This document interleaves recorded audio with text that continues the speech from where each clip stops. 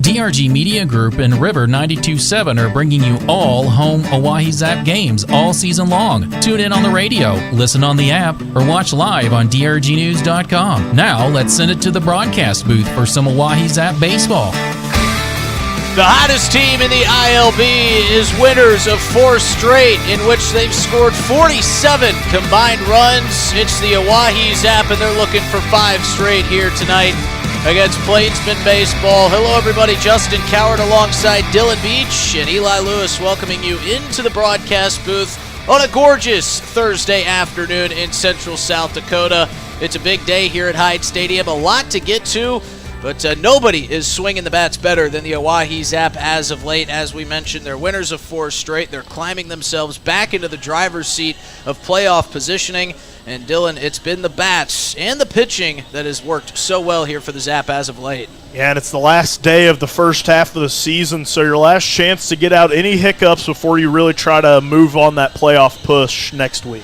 And if you may not know, the playoff positioning works as follows. The winner of the first half of the season will solidify themselves in the postseason.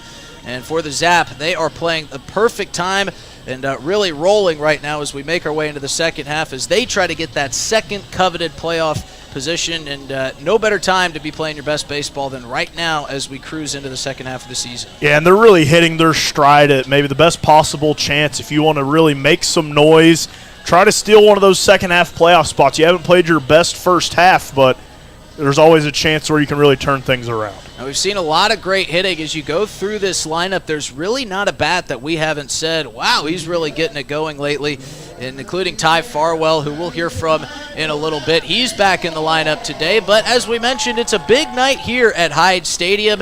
Not only is the best and hottest team in baseball playing currently in the Oahe Zap, it's pure Wildcats night.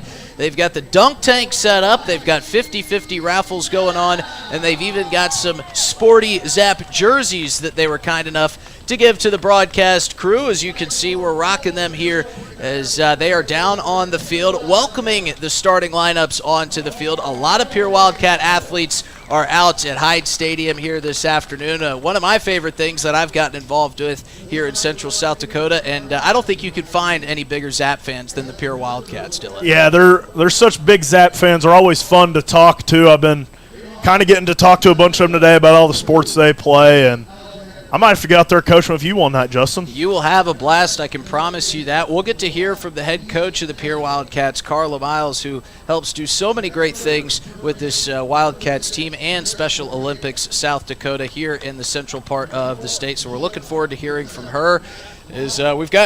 We see many athletes here night in, night out, but this is a huge contingent of Wildcats here, and they're getting the cool opportunity to welcome the starting lineup of the Oahe Zap out onto the field. Just a pretty cool thing to see all these folks out with all these smiling faces. Yeah, it feels like we always got a handful of them out selling bingo cards, cheering on the Zap, but they're out in full force today, and it should be a real fun night with them all in attendance. If you were hoping to get some bingo cards here tonight, you're going to have to wait until Saturday afternoon after the off day because they're just doing 50-50 merch tonight. Pier Knights of Columbus made a huge donation to the Wildcats here today, $2,092 from Knights of Columbus. And big thanks to Rachel Barr. Those jerseys that you saw us rocking up here in the booth and that you'll see the athletes rocking today can be purchased, but they were all donated by Miss Rachel Barr. So a big thanks to her for giving us these and giving us the opportunity to just give a little bit of light on top of what is such a great organization here in central South Dakota. Well, as we look past at these last 4 games, the Casper Spuds came to town. The Zap fell in those first 2 of that series, but we saw something in the latter half of that that second ball game, but the final 3rd innings of that game where the Zap offense really kind of started to come to life. Now, they lost that game 7-5, but they scored 4 runs in those final 3 innings, and that's kind of when we felt like maybe this Zap team and this offense is starting to piece things together. Yeah, and it really felt like they had kind of turned the page. They lost that game, but momentum finally was kind of trending in their direction for the first time, and it felt like weeks. And then you follow up with the game after they beat the Casper Spuds in the final 2 games of that series. That's when all the momentum really started going. And now we see it carry over into this Plainsmen series. Zap are going for the sweep. We said it a little bit earlier in the broadcast that they have scored 10 or more runs in all 4 of these wins, 47 combined runs in these wins. They win yesterday 12-8, but you got to tip your cap to Plainsmen the way that they were able to battle back in that game. They got behind early. We saw the Zap score 6 runs in the bottom of the 3rd inning. And, it could have been very easy for this young and very thinly rostered team to just kind of roll over and throw their hands up and say, you know what, we lost this one, we'll try to bounce back. But, a lot of respect for the Plainsmen Baseball Club, the way that they've, 1, dealt with injuries, but 2, dealt with adversity in coming back in that ball game. Yeah, and you can't get complacent if you're the Zap. We saw the Spuds kind of get complacent against you and give them momentum. You can't let the Plainsmen in the door with a win tonight. So we're going to hear our national anthem here in a moment as the Wildcats make their way down to that first base line. But we're going to get to hear Carla Miles do a couple cool things that the Wildcats often do with their activities, and whenever they're playing sports, and especially at the state tournaments, they kind of have their own anthem that they sing. So they're going to take care of that. We even have a Wildcat mascot down there on the field. Yeah, we're going to have a race later. And we got Beat the Bolt coming. We know Colton, one of the Special Olympics athletes, is going to try to beat the Bolt, and he's going to have his hands full. We saw the Bolt get beat yesterday, but I know Colton, he's a fast kid, and I think he might be able to get it done here today. Let's meet the Plainsmen Baseball Club starting lineup here this afternoon. Starting and playing in center field is Brady Alexander. In the 2-hole, the designated hitter Dean Samuel. Christopher Ortega will be playing first and batting third. Dax Wandler will be playing shortstop and batting cleanup. Playing third base today, a place we haven't seen him play yet, is Jake Steffes. Easton Mitchell will be catching. Asher Friedman will be batting seventh and playing second base. Amari Hackett will be in right field. Jax Budigan will be out in left. As we will introduce you here to the Oahe Zap starting lineup in a moment. We're going to send it down to the field for the national anthem sung by Kim Barrett, one of the Special Olympics athletes for the Pierre Wildcats, and we'll introduce you to the starting 9 here this afternoon. It's also going to be sung by Miss Jamie Werner, who we heard belt it yesterday. She's got a great singing voice, and congratulations are due to Mr. Brian Oakland, one of our favorite anthem singers. We'll explain why in a moment, but now to Miss Jamie Werner with the national anthem. Members of the non-uniform military personnel may salute the flag. For tonight's national anthem, let's give a big Oahe Zap welcome, Jamie Werner.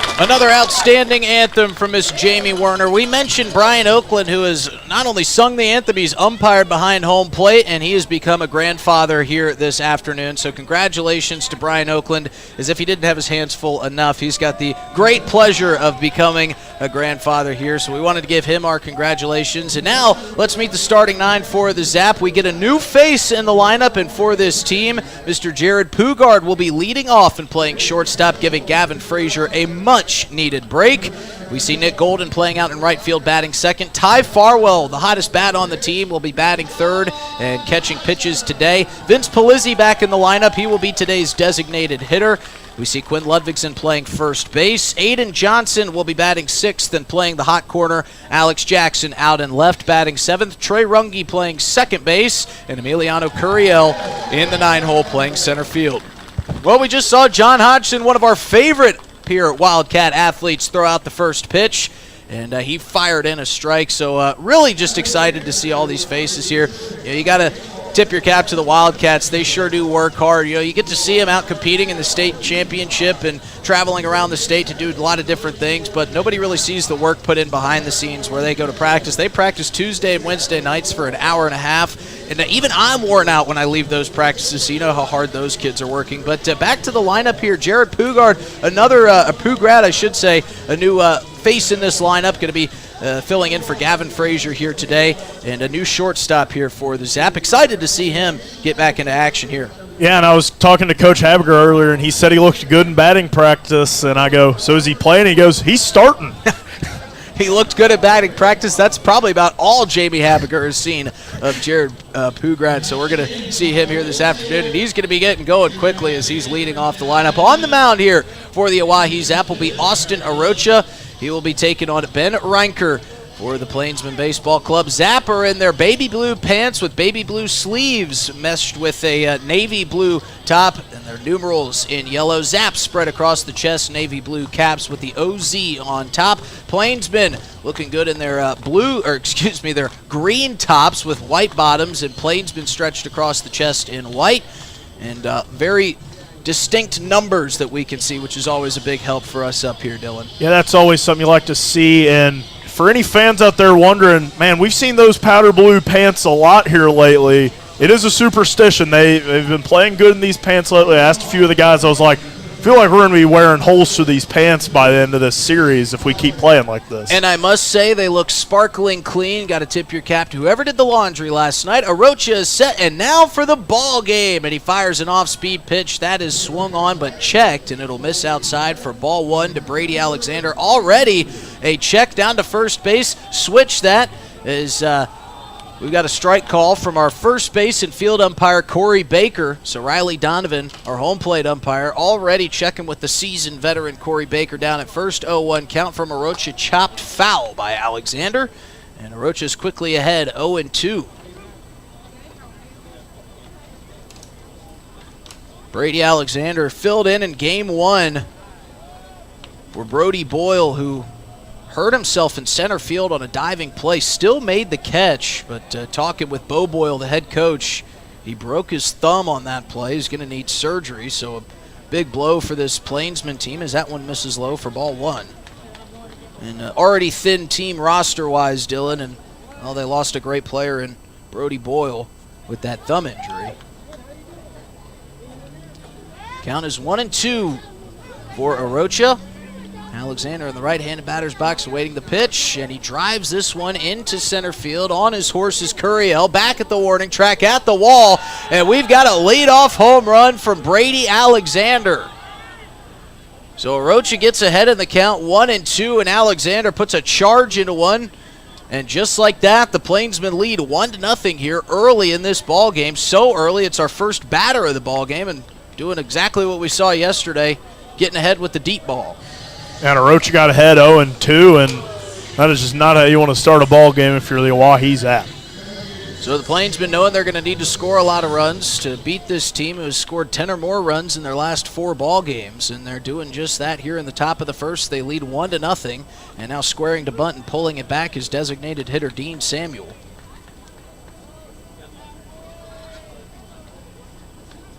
Not the start these Wildcats wanted to see here this afternoon, but Again, the Zap haven't even stepped up to the plate yet. Here's the 1-0. That misses outside for ball 2. Perfect day here in central South Dakota. It's a hot one out there this afternoon. A couple clouds hanging over top, matched with blue skies. Perfect view of the rolling hills across the river. Here's the 2-0 pitch. That misses away for ball 3.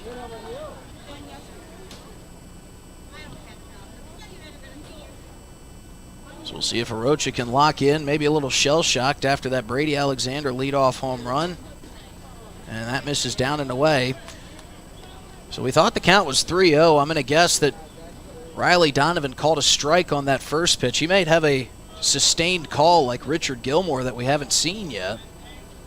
Arocha with the 3-1. That one fouled back our way and just low of the broadcast booth. And a nice catch made by a fan on the careening bounce. I thought that was our one right there, man. Yeah, we didn't even have the window open. We're not ready. Look at us. I pride myself on being prepared, and I wasn't there. So we'll sling the window open as this one's grounded sharply to the shortstop. Jared Pugrad going to have his first fire as a Zap baseball player, and he gets the out.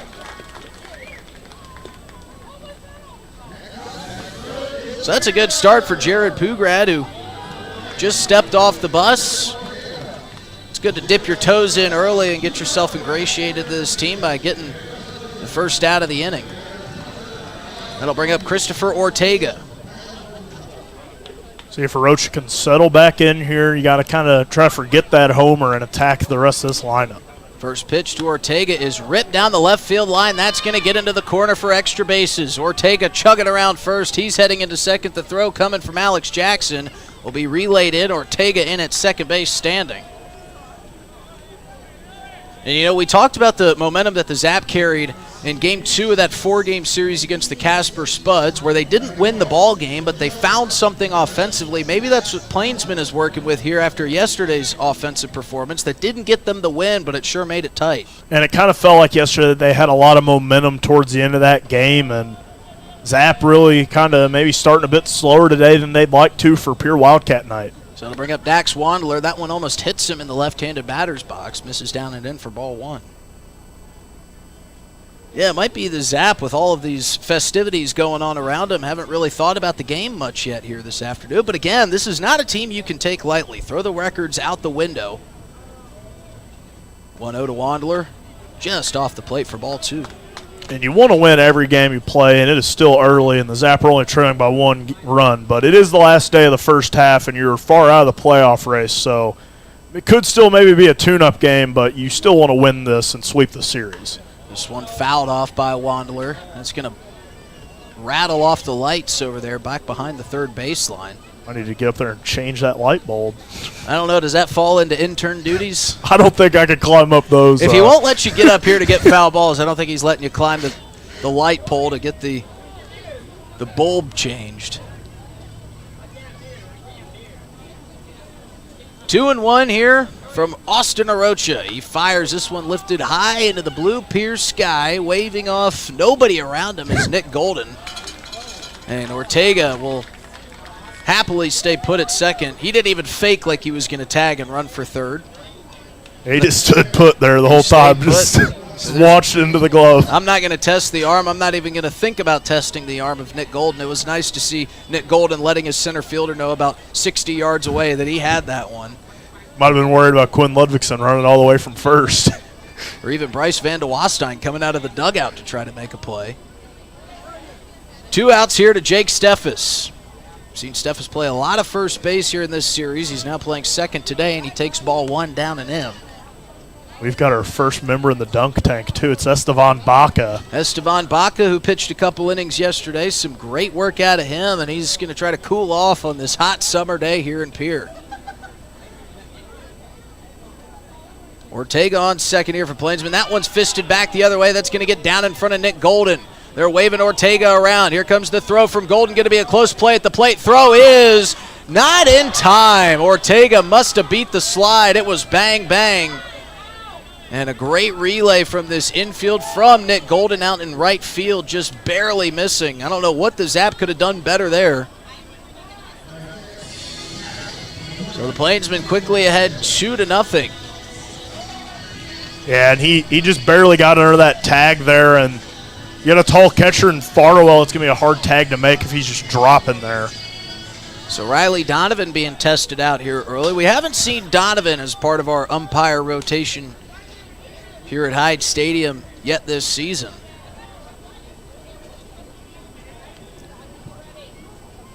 As the first pitch misses down and away to Easton Mitchell, who I've been told is our beer batter here this afternoon. But that came from Plainsmen. They might have just been ribbing and having a little bit of fun with their catcher. 1-0 to Mitchell. Off the end of the bat, going to bounce twice and right into the glove of Quinn Ludvigsen. He steps on first, and that'll retire the side, but not before Plainsman scores 2 quick runs. They lead 2-0 here in the top of the first inning. As we head to the bottom, it's time for our first inning Fiber Fact, brought to you by Venture Communications. You know the boys up here love a first inning Fiber Fact. And did you know that fiber optic cables can connect continents? They actually move them under the sea, enabling internet around international connections. The longest one is stretching over 24,000 miles, believe it or not. If you ever wondered about how they get those fiber optic cables connecting internationally, they do it undersea. And a big thanks to Venture Communications for letting us in on that very interesting Fiber Fact here. Our first inning Fiber Facts are sponsored by Venture Communications. Check them out on Facebook. They're always doing great things, including their AI-generated baby Shiloh. Venture Communications, getting you all your fiber optic needs. There is already, I think, a major design issue in this dunk tank. If you throw the ball hard enough, if you miss, it just sends them down anyhow. I saw a Wildcat throw a pitch at Baca that was nowhere near the target, and it's still he's already been dunked a couple of times. Yeah, I was going to say, he can't be sweating that much already, so it must mean he's taking a splash in the dunk tank. It looks like when he was at the car wash. One of the more spirited guys in Esteban Baca, always doing his best to get the community involved. A lot of Wildcat jerseys being thrown on here around the stadium today. And a real fun event today. We always have Beat the Bolt. That's been one of our newest additions. We're having a mascot race between Shock and the Pier Wildcat. And I do not envy our mascots today in the Wildcat costume, and Shock, who's bouncing around in front of general admission, getting the fans fired up. Big It's been a while since we've seen him. Yeah, no, Shock's been on vacation. So good to see Shock the Tiger back in action. And we get to take our first look here at Ben Reinker.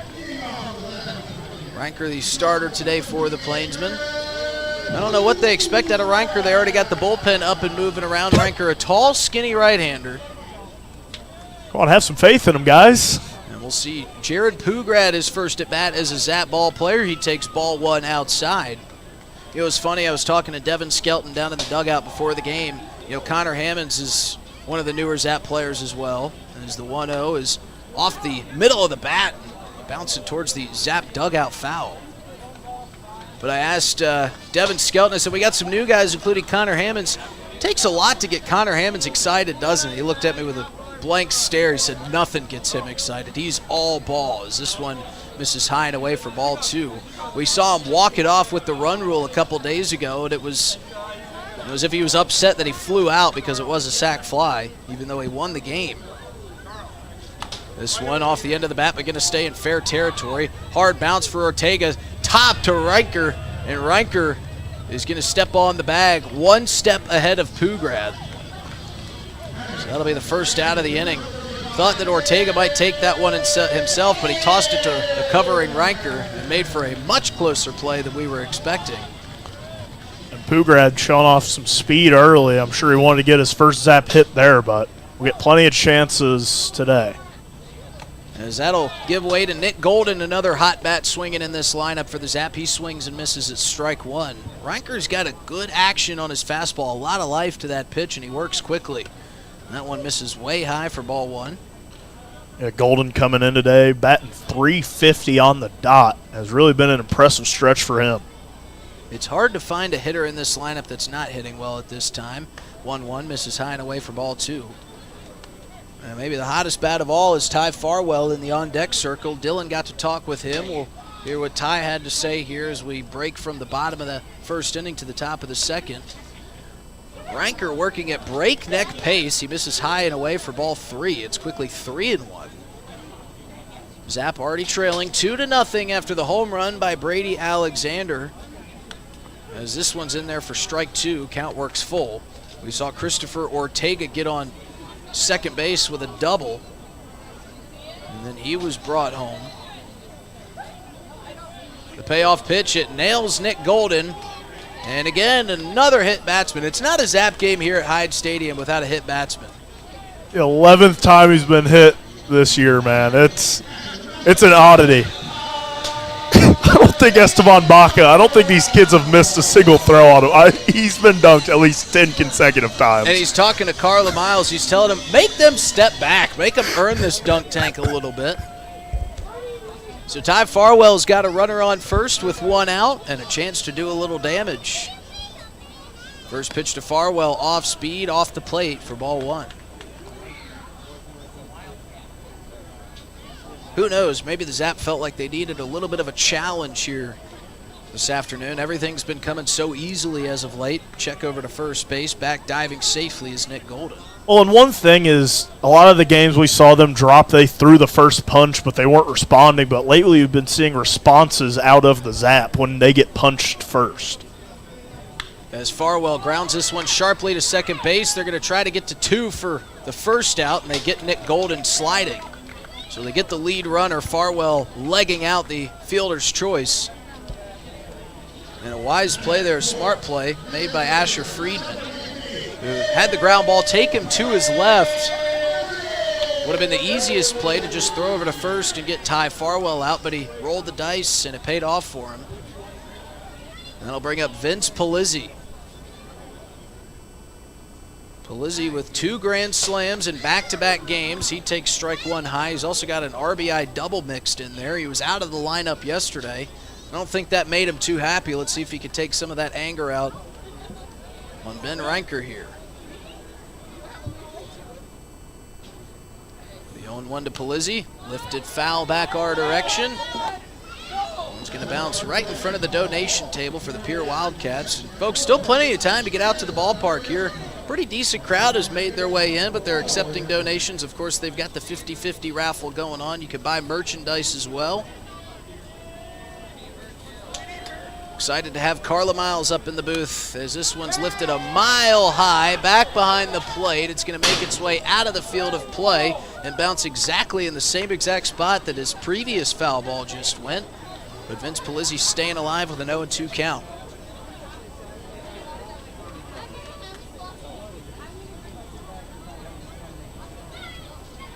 Farwell leading off of first. Here's the 0-2 to Palizzi off the plate for ball 1.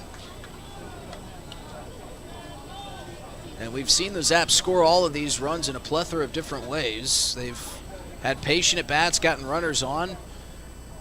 Before that grand slam from Vince Palizzi 3 games ago, as he drills this one into left. Has he done it again? Back at the wall is Budigan. He watches it sail. Well, the Plainsmen weren't ahead for long. It's Vince Palizzi who just keeps tattooing baseballs all over the park with his 3rd home run in 4 games. And we're tied up at 2. Look at that smile on his face. 4th homer of the year already for Palizzi, and man, has he come alive. Well, we talked about him being upset that he was left out of the lineup, and now he's given Jamie Habiger every reason in the book to leave him in for the remainder of the season. I think Jamie wanted to mix up the lineup, get some different faces. Give some guys some rest. Yeah, but. and you know, we talked to Vince as he was sitting on the couch up here behind the broadcast booth yesterday. He was like, man, I don't need any rest. And he shows why there. So we're tied up at 2 thanks to Vince Palizzi as Quinn Ludvigsen takes ball 1 inside. His home runs aren't even like just squeak over the fence. I mean, he just hits towering shots here at Hyde Stadium. There's no doubt about the home runs that Vince Palizzi has put over the fence here at Hyde Stadium as Ludvigsen fouls that one off. And credit this, too, for Palizzi. He got behind 0-2 in that count. He was having to defend the plate. He hit that on a 1-2 count. And now he's got us all knotted up at 2. Here's the 1-1 to Ludvigsen in there for strike 2. Good fastball there from Reinker. And it was another 2-out rally for the Zap. What's new? Seems like all of their runs have come on 2 outs this season, as Ludvigsen swings and fans and misses at strike number 3. But Vince Pizzy goes deep yet again. Stop me if you've heard that one before. And we're all tied up at 2. Well, we mentioned that Dylan Beach got to talk to Ty Farwell down on the field before the game. Here's what Mr. Farwell had to say. Dylan Beach here with the Oahe Zap here with catcher Ty Farwell. Feels wrong even calling you a catcher. You play so many different spots for this team, Ty. How do you kind of adjust when you're playing third one day, first another, maybe behind the plate another? Yeah, just making sure I'm getting my reps in BP, really seeing the ball from that position before I go there. So it's different every day, but it's nice to get a different look, and I think it helps me out playing different positions because then I get so much looks. So. Yeah, and Ty, you've really been swinging a hot bat here lately. Anything change in kind of your approach here lately, or has it just been kind of sticking with your process? Just kind of sticking with the same thing. Getting here early and kind of, I like to hit the ball oppo, so I just kind of stick with oppo, and then if a ball comes inside, just try my best to react and stick with that. Okay, you finally got a much-deserved day off yesterday. How was that? Maybe watching from the dugout rather than playing yesterday. It was good. Give the legs a break, especially I got a catch today, so it's nice to give the legs a break and then be nice and fresh for today. Good luck tonight, Ty. Thank you. Well, you asked him about what had been working so well, and he said, I'm just kind of changing things up. I don't think there's anything that Ty Farwell needs to change at the plate. He's been smacking the cover off the baseball. Yeah, and he's just getting to the park early, going through his processes, and we heard him say he likes to swing it opposite way, and his height, man, if he can really pull a ball, he can really do some damage with these 324 fences. Well, he kind of, likes to send the ball oppo, but he's been hitting the ball all over the ballpark. We've seen him just do about everything. As we see Austin Orochi back on the mound, and I hand it over to Dylan Beach for the top half of the second inning. Both teams putting up 2 in the first, so we restart things here, knotted up as Orocha, that one in there for strike 1. Both teams doing some damage with the long ball. Lizzie homering for the Zap, and the leadoff home run from Brady Alexander for the Plainsmen as the 0-1 from Orocha, just a bit outside for ball 1. Yeah, and funnily enough, we saw a couple days ago our first win as a Zap team when they did hit the home run. For the longest time, they'd hit a home run and lose that game. It was almost unbelievable the way that had gone. The 1-1 from Orocha, low for ball 2. And that was kind of one of the more peculiar things when it feels like every day when we come to the ballpark, something strange happens. I think most people would equate home runs to winning, but that was just not a part of the Zaps equation for the longest time as the 2-1 from Orocha skips in there for ball 3, so Orocha quickly behind here. Yeah, it seems like every Zap game, I understand it is summer ball, but we see some wild things on this diamond. Like catchers getting on all fours and blowing balls foul. Players stealing every base. The 3-1 from Orocha, chopped foul for strike 2. Count runs full. Nice comeback pitch there from Orocha. You do have to give credit to Easton Mitchell for trying that out, though. Yeah, it trying was to blow that ball foul on the third baseline. And if anything, he gave everybody a good chuckle at the ballpark. We're still talking about it. As the 3-2 payoff, chopped foul from Friedman, staying alive there. As 7, 8, 9 do it for Plainsmen. That was a tough pitch to get to for Friedman. That was a nice swing to keep himself in this at bat. See if Orocha can settle in here and keep his day going. Not sure how long he'll go. 3-2 payoff from him. Swung on and missed for strike 3. It's a great off-speed pitch there from Orocha. Got to credit Friedman the way he was able to battle in that at bat and get himself a couple extra pitches to see. It's always tough for a pitcher when you feel like you're throwing your best pitches at him and they keep fouling them off. Usually that adds up to either a walk or a base hit, but credit Orocha for coming back strong. Orocha was behind in the count 3-1. He gets that one going down swinging for his first strikeout of the day as he misses for ball 1. And Orocha His first time back out starting in a while. We saw him out of the bullpen last week versus Spearfish. And he's back out making his start today as that one skips in there for ball 2. As one of the few guys that are going to be departing the Zap after the first half, as trying to make every pitch count. 2-0 in there for strike 1. Yeah, it's going to be a little sad to see some of these guys go, especially some of the guys that have been kind enough to join us up here in the broadcast booth. I'm already tearing up, man. The 2-1 from Arocha. Chopped back the other way, or I should say driven the other way. That was a nice piece of hitting there from Amari Hackett for the 1-out single. Yeah, good piece of hitting. You know, Aiden Johnson's been outstanding over there at the hot corner all season long for the Zap. No chance for him to get to that one.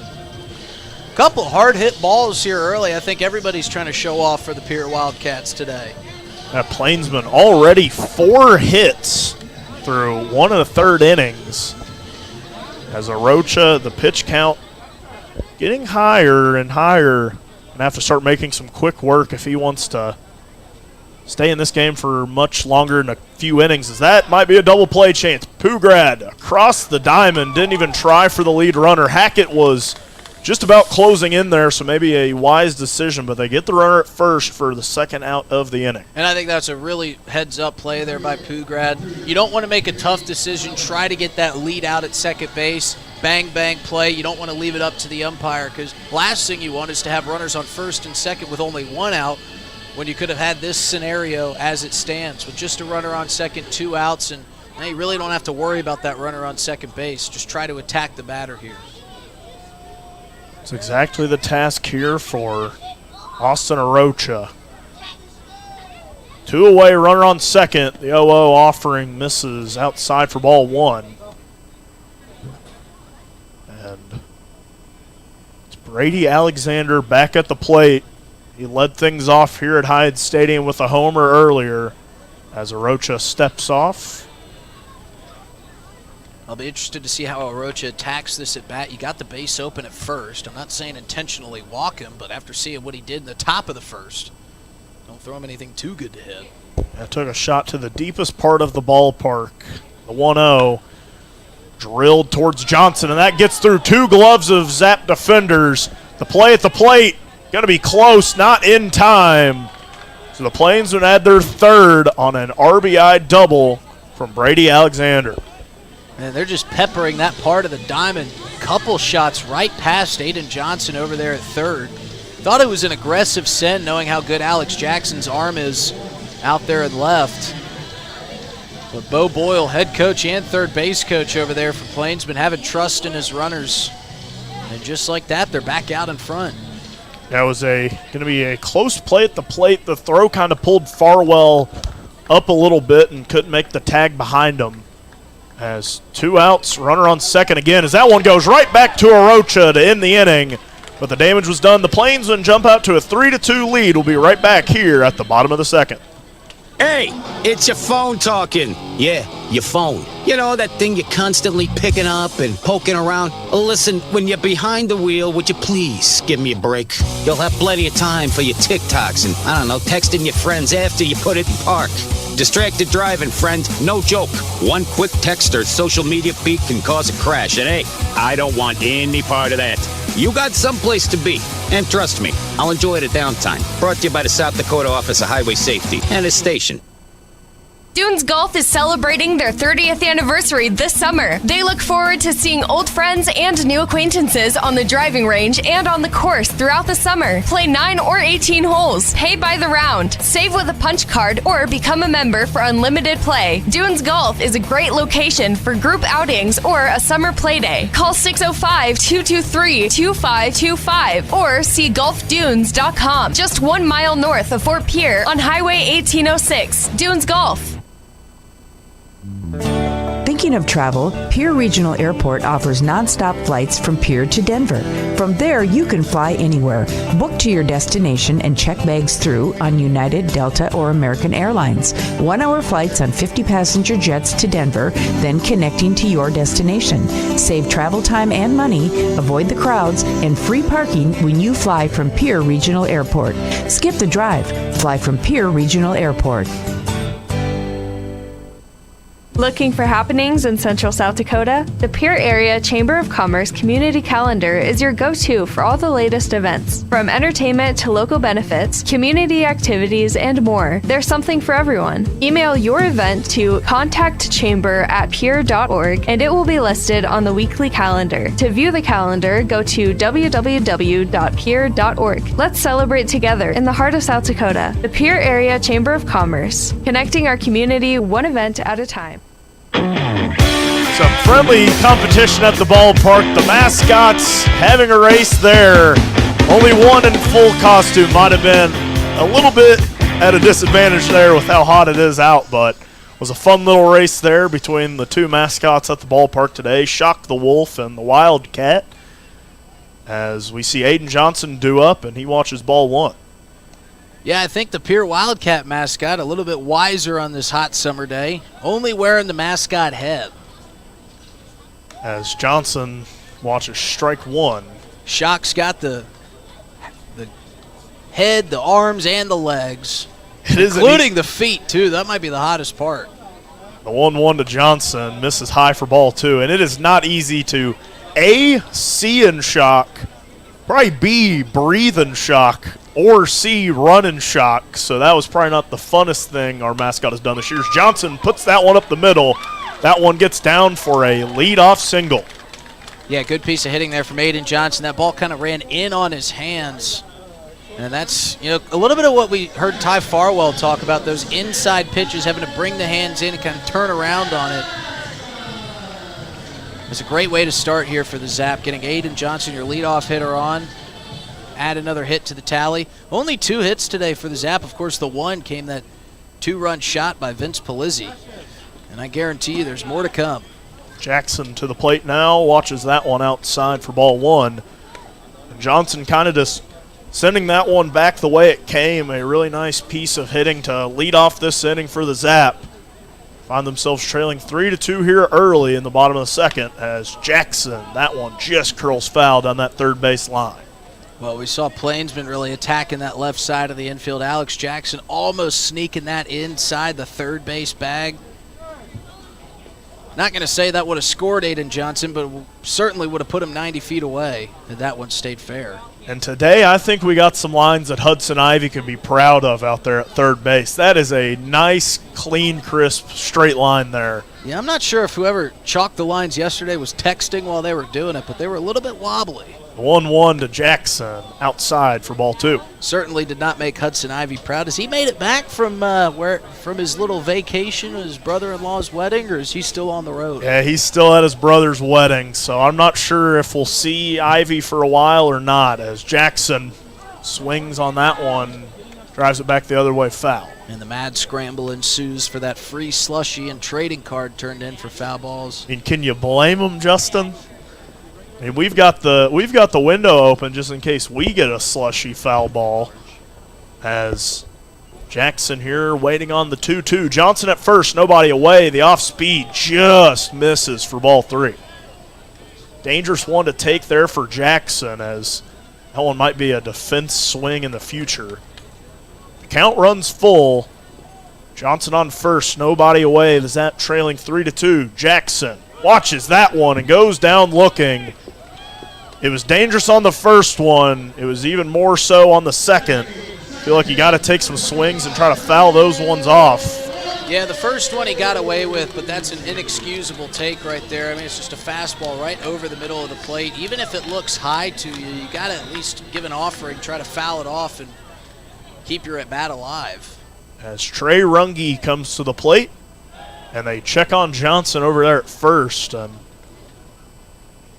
Not going to say that Johnson's not going to steal here, but he's stolen one bag on the year on what was, I believe, a passed ball, so maybe not It's one you're going to have to check on a whole bunch as Runge pops that one up. That one going to find some real estate, though.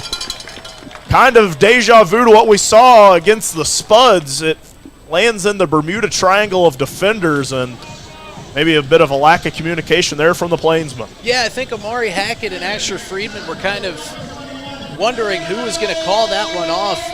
Friedman gave a great effort on it at second base, kind of turned and sprinted back towards it, and I think Amari Hackett saw that and thought that he had it covered. And as it kept getting lower and lower to the ground, it just kind of felt like it was going to land, and that's exactly what Runge gets. So 2 on, Curiel at the plate, 1 away as he watches ball 1 inside. There's a great opportunity here for the Zap. Emiliano Curiel really been swinging the bat nicely lately. Playing out in center field here today. Chance to turn the lineup over to the newest Zap player, Jared Pugrad. Maybe pick up some runs here for the Zap. Curiel, the offering, chopped back towards the pitcher, unable to field it cleanly. The only play will be at first. So the runners advance. The double play was not on. Reinker just unable to kind of hold on to it cleanly, but already a 2 out, 2 runners in scoring position opportunity here for Pugrad. And Reinker wanted to go to third with that. I think he kind of sped up his internal clock, and that's what caused the ball just to pop out of the mitt. Wanted to turn around and throw it before he had it. And how about this opportunity for Pugrad? Chance for the newest Zap player to make his number, and that one driven to left, back at the fence, jumping and making the play. A robbery from Jax Boutigan, and the Zap go out in a heartbreak in the bottom of the second. They trail 3-2. We'll be right back for the top of the third. Hey, it's your phone talking. Yeah, your phone. You know, that thing you're constantly picking up and poking around. Listen, when you're behind the wheel, would you please give me a break? You'll have plenty of time for your TikToks and, I don't know, texting your friends after you put it in park. Distracted driving, friend. No joke. One quick text or social media feed can cause a crash, and hey, I don't want any part of that. You got someplace to be, and trust me, I'll enjoy it at downtime. Brought to you by the South Dakota Office of Highway Safety and its station. Dunes Golf is celebrating their 30th anniversary this summer. They look forward to seeing old friends and new acquaintances on the driving range and on the course throughout the summer. Play 9 or 18 holes. Pay by the round. Save with a punch card or become a member for unlimited play. Dunes Golf is a great location for group outings or a summer play day. Call 605-223-2525 or see golfdunes.com. Just 1 mile north of Fort Pierre on Highway 1806. Dunes Golf. Thinking of travel, Pierre Regional Airport offers nonstop flights from Pierre to Denver. From there, you can fly anywhere. Book to your destination and check bags through on United, Delta, or American Airlines. 1-hour flights on 50-passenger jets to Denver, then connecting to your destination. Save travel time and money, avoid the crowds, and free parking when you fly from Pierre Regional Airport. Skip the drive. Fly from Pierre Regional Airport. 3-2 ball game. Plainsmen out in front as we head to the top of the third inning. On pure Wildcat night here at Hyde Stadium, a wonderful crowd on hand as Christopher Ortega steps in. The first pitch from Austin Arocha is skied a mile high on the infield. Arocha not having to move but a step to squeeze it and make the first out of the inning. And speaking of the pure Wildcats, we are joined by Miss Does It All for the Wildcats, Carla Miles. Carla, you know, you wanted a big crowd. Is this to your liking? What a show out today for the Wildcats. Yes, it sure is. There's a whole bunch of them. There's like 65 of the Wildcats here, and then everybody else that we've encouraged to come. Well, we want to thank you for taking a couple minutes to join us up here in the booth as the first pitch from Arocha is swung on and missed. We have a dunk tank going on. Now we have another person in there. Player Steve was just in there. We saw Estefan Baca in the dunk tank as Dax Wandeler takes ball 1 off the plate. We got to mention it a little bit beforehand, but you got some great donations today. The Pierre Knights of Columbus making a huge contribution to the Wildcats. As Arocha comes set with the 1-1 to Wandler. That one chopped foul down the first base line. Yeah, they do a Tootsie Roll fund, and they raised $2,092, and they donated it all to us Pure Wildcats. And I've seen a lot of people at your donation booth turning in, getting some 50-50 raffle tickets. But more about the Pure Wildcats.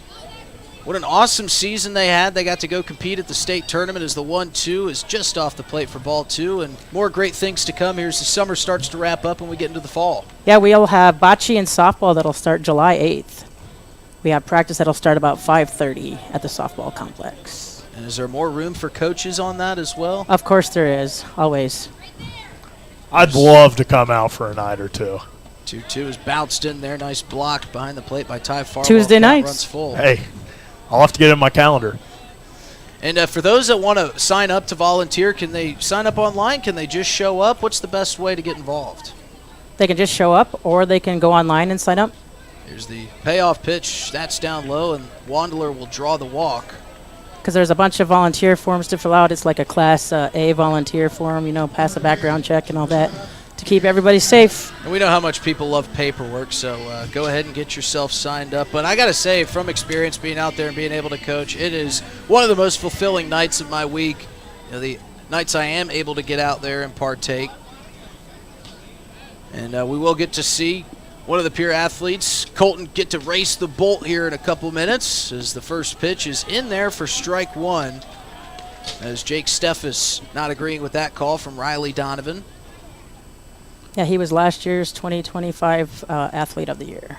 And we saw a couple gold medals being brought home from the state tournament as the second pitch misses out line for the first ball of this at bat. But been a great season thus far for the Wildcats. They've competed well. And are you starting to see an uptick in numbers of athletes being involved? Yes, we sure are, and we just had a few more people that asked about. As that one misses down and away. Nice stop there by Ty Farwell. Asking us to be a part of our delegation, and they're getting the paperwork going and keep going. That is outstanding. And what is the criteria, or I guess you could say requirements for athletes that want to get involved? It's 10 and above. They can come and be younger than 10. So this one's grounded sharply to the third base side under the glove of Aiden Johnson. He'll knock it down. For Jake Steffes, he'll reach. We'll see how that's scored. Should be an error for Aiden Johnson, which would be the first of the game.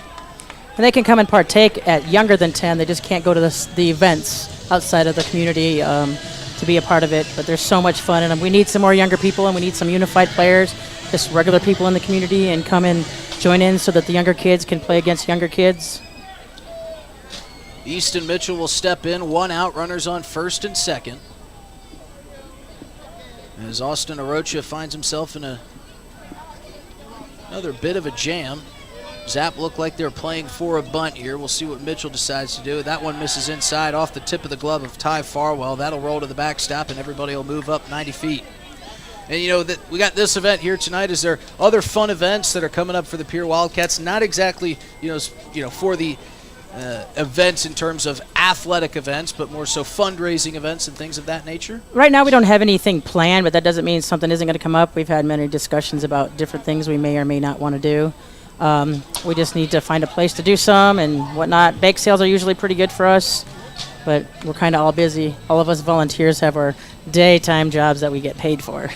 So you've been doing, how many years have you been involved with the Wildcats? I have been doing it with probably like 7 years for the Wildcats. And what do you find is the most fulfilling part of your daily activities that you get to interact with these athletes and these young kids? That they get just to see the smiles on their faces when everybody's cheering for them. Even if they're losing, they don't care as long as everybody's sitting there to cheer them on. And it always seems like you guys are having such a good time. And I got to ask about the dunk tank. When did you guys start thinking about having that at your night? And are we going to get these kids to scoot back a little bit? I saw Esteban Baca just getting drilled out there in the dunk tank. We moved him back a little bit because Esteban's like, hey, they get to go back. We need some of them pitchers on our team. Well, there sure is a long line of contestants that want to dunk. It looks like Miss Oahe in there in the booth. It sure right is. Now. They keep walking by and just pressing the button rather than throwing it. Some of them are athletes. Some of them are just here for the fun. We even see a couple folks that are battling out as who's going to be the next in the dunk tank. Well, I'm supposed to get in there too. So you're wanting to stay up in the booth for a little bit longer is what you're saying. We're going to have to get you a towel ready. Well, I have some down there. There you go. Always coming prepared is Miss Carla Miles. Here's the 2-0 pitch that runs inside, and it's quickly 3-0. As Asher Friedman has got a base open and a 3-0 count. We'll see what Austin Orochi comes back. We'll see if Friedman has the green light here. 2 runners in scoring position. Plainsmen out in front, 3-2. And that one catches the edge of the zone for strike. Well, he tossed all his bat and his gear. He's headed down to first. I thought that Riley Donovan called strike 3. He pointed that way. I guess he was saying, go ahead and take your base. I kind of thought he called a strike there, too. Carla, you saw that, right? You saw that right hard. I saw that too. I would have taken it as a strike. Yeah, totally. You know, for those that can't get involved, maybe we've got a ton of viewers that are kind of outside the central South Dakota area. As Orochi's now got a jam, bases loaded. This one driven into left field. Alex Jackson giving chase, looking up into the sunlight. Makes the second out. Runner's going to tag and score from third, but that's a big second out here at the jam. You know, those that can't get involved physically with their activities, how could they donate and give some of their funds, you know, if they can't give their time? So if they want to donate it to us, they can bring it to like the Cowboy Country stores. We have coaches at both Cowboys and stuff like that, or just find one of us, any of the coaches or any of us, and we can take it. And you were pointing to Drew Drake there in our program. Is that a connection between the two of you? He's going to be my player that's coming to my house on Saturday. There we go. Awesome. As Amari Hackett foul tips the first pitch back between the wickets of Ty Farwell. Well, I don't think I'm going to be here during basketball season in Pierce, South Dakota, but I might have to try to send some basketballs your guys' way as a Hoosier basketball very close to my heart. Well, yeah, you'll have to. We can always use them. Always use them. Indiana, pretty big basketball school. Yep. We're just waiting for it to. Basketball area. That's the number one religion in the state is basketball. It's a sport in 49 other states. It's a religion in Indiana. 0-1 count from Orocha. That one swung on and missed to Amari Hackett. And Orocha ahead 0-2. He's still got runners on first and second. Giving up 2 runs in the top of the first, 1 in the top of the second, 1 in the top of the third. And Carla, you know, we see Wildcats at almost every single Zap game. I think they're our biggest fans here as the 0-2 from Orocha misses down and in, and that one bounces away from Ty Farwell. So again, the runners will advance. But you kind of talk about the connection that the Pierre Wildcats and the Oahe Zap have had together. Seems like a match made in heaven. Well, Jamie does different things with special needs people back in California, and him and my son went to a professional Packers game together. My son took them and his girlfriend and his sons to the Packers game in Green Bay, and it's just been a close connection ever since. Well, we had a lot of fun talking to Jamie Habiger, and you know, we were excited for tonight's night, but I don't think anybody was more excited than Coach Habiger. What do you think of the socks? That's my Wildcat socks. This one chopped to Aiden Johnson, a very tough hop. He makes the play, fires it across the diamond, and an outstanding play to end the inning and surely save a run. I was going to ask about the socks because it's typically not in his normal wardrobe. I couldn't imagine. Well, yeah, I gave them to him. Yeah, they look great out on third base as he's coaching over there. You know, Jamie is always one to suit up for the cause. We saw him in cowboy boots for Western night, and he's rocking these jerseys and those socks here this afternoon. Is there any story behind these great Pierre Wildcat jerseys we're wearing today? Yeah, one of the people's, we have athletes that come and join our Pierre Wildcats for softball from Aberdeen Hub City, and one of the mothers made all these jerseys and gave them to us all for free. That's what she does for us now. She donates all of her jerseys to us. Well, they look outstanding. A big thanks to Rachel Barr for not only making but donating these jerseys as well. And here we go. We've got Carla Miles up in the booth for Beat the Bolt.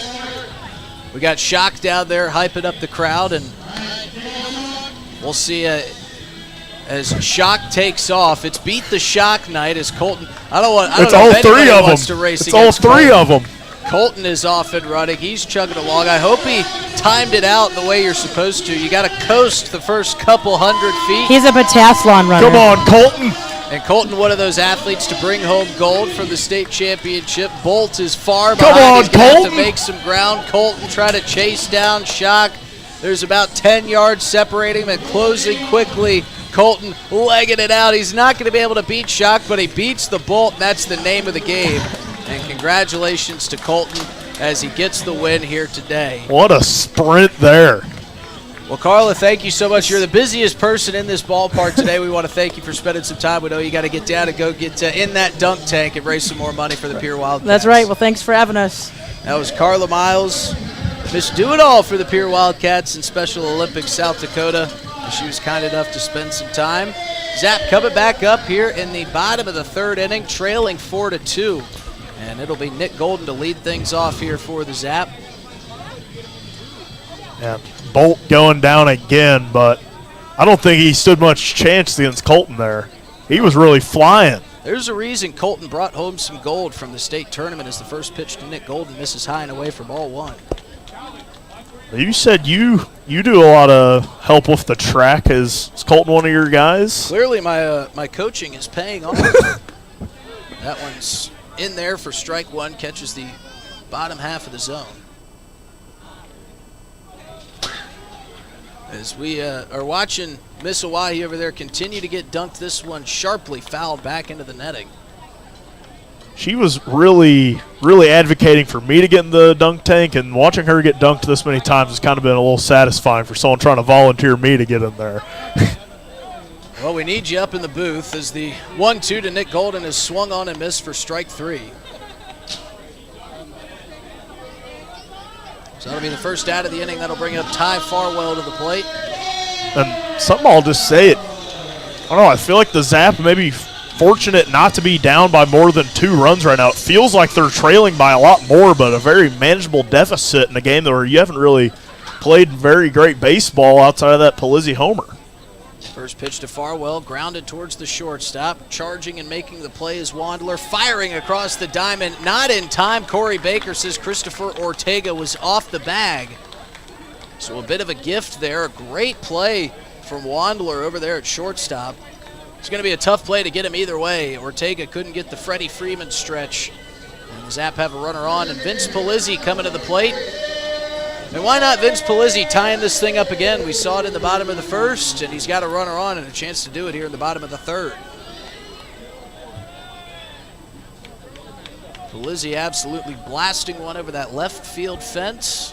Score the first 2 runs of the ball game for the Zap, and he takes ball one off the plate.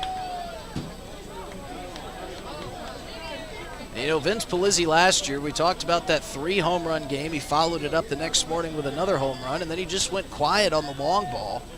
So it's been nice to see him stretch out these home runs over the season. He takes a fastball in there for strike one.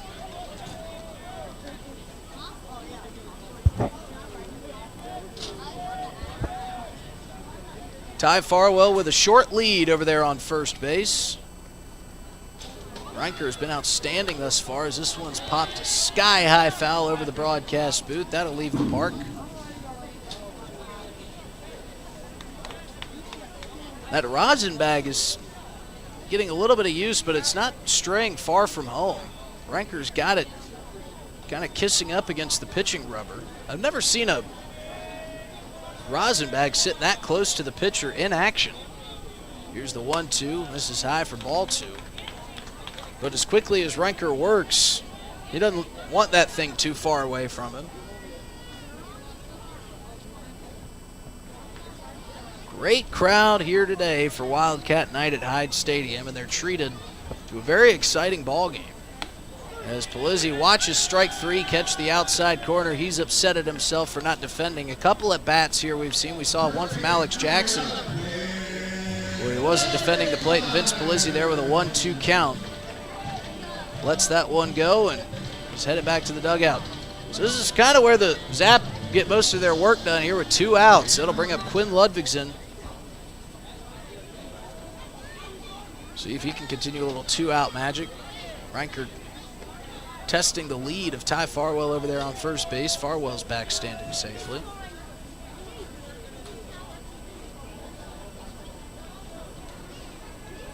First pitch to Ludvigsen. It's taken for strike 1. Reinker's been pumping that fastball in. It's been working for him here early in the ball game. He's pitched efficiently. His only blemish was, as Dylan mentioned, that Vince Pizzy 2-run shot in the bottom of the first. Ludvigsen will take ball 1 off the outside corner. And that is 47th pitch of the day, so kind of setting himself up to be able to go a couple more innings. Which is exactly what Plainsmen needs. Not a very deep roster for this travel club.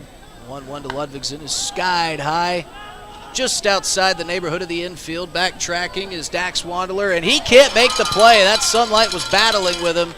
And Farwell, who was running on contact, makes it all the way to third. So a gift there from Plainsmen. We'll see if the Zap can take advantage of it with Aiden Johnson coming up to the plate. I feel like Farwell might have been able to stretch that one home. He was kind of being blocked on his trot to second base. But a gift there for the Zap. The second one of those that's found grass on what should have just ended the inning. Plainsmen have been gifting base runners to the Zap. We'll see if Oahe can take advantage. Aiden Johnson takes ball one high. If you can get a timely piece of hitting here, or maybe even a ball behind, score Farwell and cut it down to one. A lot of long legs out there on the base paths for the Zap. They check on the runner at first. Quinn Ludvigsen, who's got a pair of those long legs, he dives back safely. And of course, with 2 outs, both guys will be running on contact, as Farwell was there on that pop-up by Ludvigsen that found some grass. Johnson, a big swing and a miss at a fastball, evens up the count at 1 apiece. And Carla was kind enough to gift us these jerseys. She even gifted our guest in the booth, my dad, John, a nice jersey, and he's rocking it. That fits pretty well. A little bit of merchandise to take back to Atlanta with him after our weekend here in Central South Dakota. That one misses high for Aiden Johnson. 2-1 is the count. You might have been on the same flight as Jared Pugrad. Yeah, very well could have been. That's one thing about these Zap players. They're thrust into action quickly. We saw Connor Hammond step off the bus, and a couple minutes later, he was in the batter's box. Johnson takes strike 2 on the outside corner. Something for these Zap hitters to take note of is Riley Donovan is calling a lot of strikes on the outer half of the zone. But of course, he's been the only thing you can ask of a home plate umpire. He's been consistent. He's been calling that strike both ways. Here's the 2-2. Johnson takes it high. Count is full. Go ahead, Dylan. I feel like we might see Johnson a bit more aggressive in this 3-2 count, knowing that you got 2 away, rather than maybe just try to take your walk here. We'll see what Reinker has for Aiden Johnson. Runners go. That one chopped up the middle. Gonna see a guy get through. On his way to third is Ludvigsen. Coming home to score is Farwell. That throw into third hits off of Quinn Ludvigsen's back, and that gives Aiden Johnson the opportunity to scamper over to second base. And now Alex Jackson, who went down looking in his first at bat, has an opportunity to, pay that off. You know, he's probably dying for another opportunity with runners in scoring position. And with how he's been swinging it here lately, they were kind of some uncharacteristic takes. I mean, I know you want to have your walk, but, I mean, you've been swinging a really hot bat here the last couple of weeks. So that run makes it a 1-run ball game as Alex Jackson takes ball 1 high. Plainsmen still lead 4-3, but the Zap are in business here with 2 outs and runners on second and third. And Easton Mitchell going to go out and have a chat with Ben Reinker. We've seen this pretty often between batteries. When Zap have a runner on second base, they'll want to go out, chat, and maybe mix up the signs as to not give anything away to that runner who stands directly behind the pitcher. And there's no rule against that. You can relay pitches. It's all just a part of the chess match that is baseball. And it's not like they're out there banging on trash cans or anything. I mean, we've seen a couple of Houston Astros jerseys, but none of those tactics pulled out by any of the teams. I don't think any teams in the ILB would stoop that low. As Jackson almost wears it. They're going to say he did. Well, if that grazed him, it must have grazed him softly, because I didn't see any contact there, but Jackson will happily take his base, and now the bases are loaded for Trey Runge. I just want to say this real quick. We got a Wildcat in the dunk tank, and if you want to look any further in how much they support each other, he's getting dunked by his teammates, and he's out here yelling, "That's my guy," every time they dunk him. Absolutely love it. And look at the line for the dunk tank. There's a... Yeah, we see those lines at the beer cooler, but they're all over there at the dunk tank wanting to get in on all the fun. Wildcats are going to be making some money on that dunk tank tonight. Absolutely. 0-1 is fouled into the netting. Well, the first pitch from Reinker to Runge.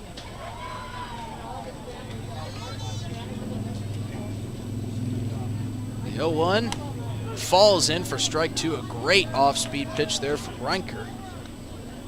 That was actually the reason I had Dad fly in. He's getting in the dunk tank in the 6th inning. He doesn't know it yet. He doesn't know it. We had to trick him into something, tell him something was going on to come out here to Pier this weekend. He's wondering why you asked him to pack his swim trunks. Swing and a miss on the 0-2 from Runge, and the Zap leave the bases loaded. But they do score one. They cut the deficit to 1. It's 4-3 as we head to the top of the 4th inning here at Hyde Stadium. Thinking of travel, Pier Regional Airport offers non-stop flights to Denver. Starting August 1st, book your destination at United.com. With United Mileage Plus, you can save more by earning miles when you fly from Pier Regional Airport. 1-hour flights to Denver and the world beyond. Avoid the crowds, avoid the drive, and enjoy free parking when you fly from Pier Regional Airport. United Airlines in Pier starting August 1st. Skip the drive. Fly from Pier. We're good at making excuses for things we don't want to do. I can't work late because my cat has a job interview. Unfortunately, we're also good at making excuses for things we shouldn't do, like driving drunk. There's nothing on the back roads but cows. The truth is, there's no good reason to drink and drive, not even if you stick to the back roads. If you drink, don't drive. No excuses. Brought to you by the South Dakota Office of Highway Safety, South Dakota Broadcasters Association, and this station. If you're interested in becoming a valued sponsor of an Oahe Zap broadcast, you can contact us for more information at sports@dakotaradiogroup.com or call us at 605-224-8686. Hey Zap baseball fans, it's Justin Cowart. If you're interested in a podcast that's sports and only sports, you need to check out Players Perspective. I have athletes and coaches from the South Dakota area and across the country, from the high school all the way up to the professional level. Come on and tell stories of their biggest and best moments of their athletic careers. If it's sports, you bet we cover it on Players Perspective Podcast, sponsored by Avera. You can find it wherever you find podcasts by searching DRG Media Group or on drgnews.com. Now, back to myself and Dylan Beach in the broadcast booth for some more Zap baseball. Back here for the top of the 4th, new pitcher on the bump is Connor Hammonds, and we saw some Pier Wildcats racing to get those jerseys on. They had a bit easier of a time with the belts and the small kids we've been having here lately, but always a fun one at the contest, the jersey race. We've got jam-packed full night of inning games, all going to be played by the Pier Wildcats tonight. We'll get to see them take on the money ball toss later as Hammonds comes in for his first inning of work. Rocking a little bit on the mound there, comes set and fires for ball 1. Maybe this was a plan for Jamie Habiger, just kind of throw a bullpen game. We've seen a couple great outings from some starters as Hammonds misses high and away, but, you know, it's constant turnover. And I think the last time we saw a bullpen game was against Spearfish a couple weeks ago, but it felt like we were kind of time due now with the off day tomorrow. Yeah, and Hammonds comes in there for strike 1, and it kind of felt like even yesterday was going to turn into a bullpen day, but Zap maybe not even having to use as many pitchers yesterday as they had maybe intended to, as the 2-1 here from Hammonds down the middle for strike 2. And 7 games in 7 days, a very welcome off day coming tomorrow for the Zap as, well, we see a tennis ball out on the field.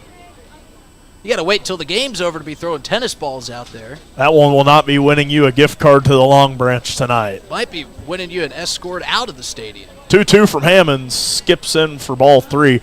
Saw Hammonds get his first Zap hit yesterday.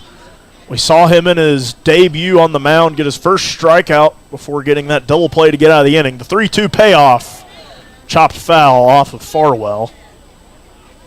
As Hammonds here, trying to get another strikeout on his second appearance on the mound as a Zap player. Payoff pitch. Swung on, driven high. Johnson called off by Pugrad, and he makes the out for the first of the inning. Aiden Johnson kind of dropping his head when Pugrad came in behind him to call it off. Like, buddy, you just got here. That's my ball. It was a little sad. But we love to see Pugrad kind of instilling some confidence in himself, calling off the rest of his infielders. Well, if you're going to take over for Gavin Frazier, you're going to have to step in as a leader in this infield. You're not just stepping in as the shortstop as the lefty comes set off speed in there for strike one. Gavin Frazier not only just the leadoff and shortstop every day, he's kind of the unsung leader of this team. Not really a vocal guy, but a kind of a leader by his actions. As that one swung on a miss for strike two for Hammonds. Yeah, and it was nice to hear Habiger talk about how important Gavin Frazier's leadership is. Like you said, not a vocal guy, but lead by example. As the 0-2 here from Hammonds misses off the plate, and I think Frazier really being key in that leadership spot in shortstop, while maybe some of your other leaders that maybe a Cole Ottersberg who's dealing with the injury right now, as he's in the dunk tank as that one runs wild for ball two. I hope that thing on his finger can get wet because Cole Ottersberg is already drenched over there. Well, if you're going to get in the dunk tank, as the 2-2 misses low for ball three. You can't expect to be getting out of there dry. As little like Emma every Sheets. other pitch, we hear the dunk tank clanking on. Payoff pitch from Hammonds, drilled right back at him. That one underhand toss to Ludvigsen for the second out of the inning.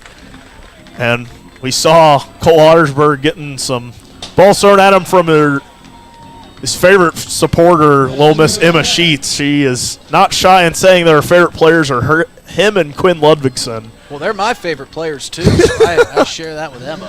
Well, I hate to tell you that Cole will be leaving for a couple of weeks to go get his finger evaluated, as Hammonds with two away in there for strike one. Well, it's good to hear he's going to be getting that figured out. It's been tough. We've seen him in pinch run situations. As the 0-1 in there for ball one, and I got to talk to Cole for a little bit before the game and kind of ask him, because I had heard a lot of people saying he was leaving. I wasn't sure if it was for the season or not, as Hammonds the 1-1, chop towards Johnson, drifts foul. Johnson couldn't get there in time, and certainly going to be one you kind of want to leave and let go foul with the fast runner chugging towards first. Yeah, I'm thinking he's glad that he let that one travel foul. There would have been no play on it, and especially in a 1-2 count like this. Let your pitcher get him out. Don't let him get an infield base hit when you could have let it roll foul. So a smart play there by Aiden Johnson. But I was talking to Cole, and he said he's just going home for a couple of weeks, get his finger checked on, and then he's going to be back for the rest of the summer.